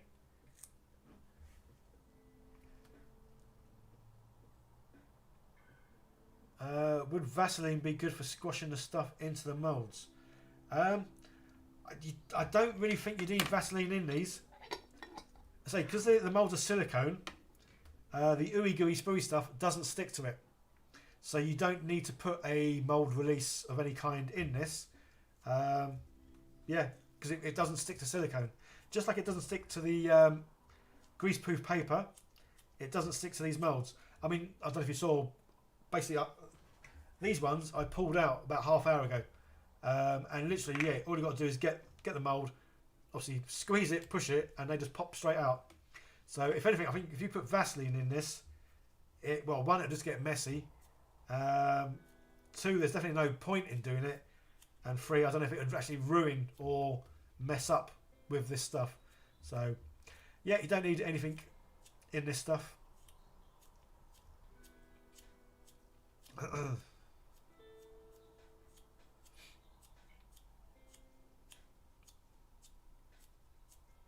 I'll stick to the gloves. Yeah, when you first get this stuff out, I say, again, that's why this stuff, the acetone evaporates crazy quick. When you first get this stuff out, it is as sticky can be. Literally within 10 seconds of this stuff being out, the acetone's already starting to evaporate. It then becomes less sticky. So as you can see now I'm doing this, it's not sticking at all. But I'll do the next one, and I say you'll be able to see when I first get it out, it sticks to the gloves. Yes, you're right. But literally within 5-10 seconds, it's lost its initial stickiness.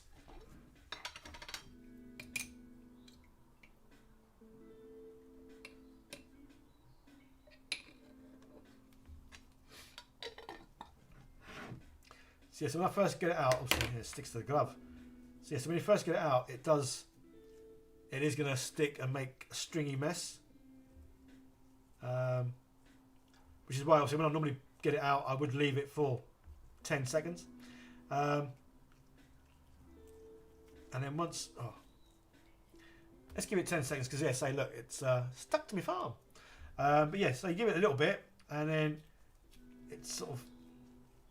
Oh, this is a very sticky one, this one. Yeah, it should start... Oh, the problem is, though, because because I've got some on my fingers now. That's what it's sticking to. Oh, there we go. Yeah. Timomatic, just out of curiosity, how many boxes of sprues do you have left? I do. I know. Yeah, I've still, well, basically I've got 2 boxes, but the boxes I've got are the ones that my 3D printer came in and the Eligu wash station. So when I say boxes, they're big boxes. If you can imagine, each box is probably the size of about 8 boxes, 8 shoe boxes. If you can imagine a shoe box, it's like I've got 16 boxes of shoe boxes. So I've still got a lot of sprues. Yeah, because I am still getting emails, not every day now, but at least 1 or 2 a week, saying, I've got some sprues, do you want them? And it's like, not at the moment. I've still got a lot of sprues.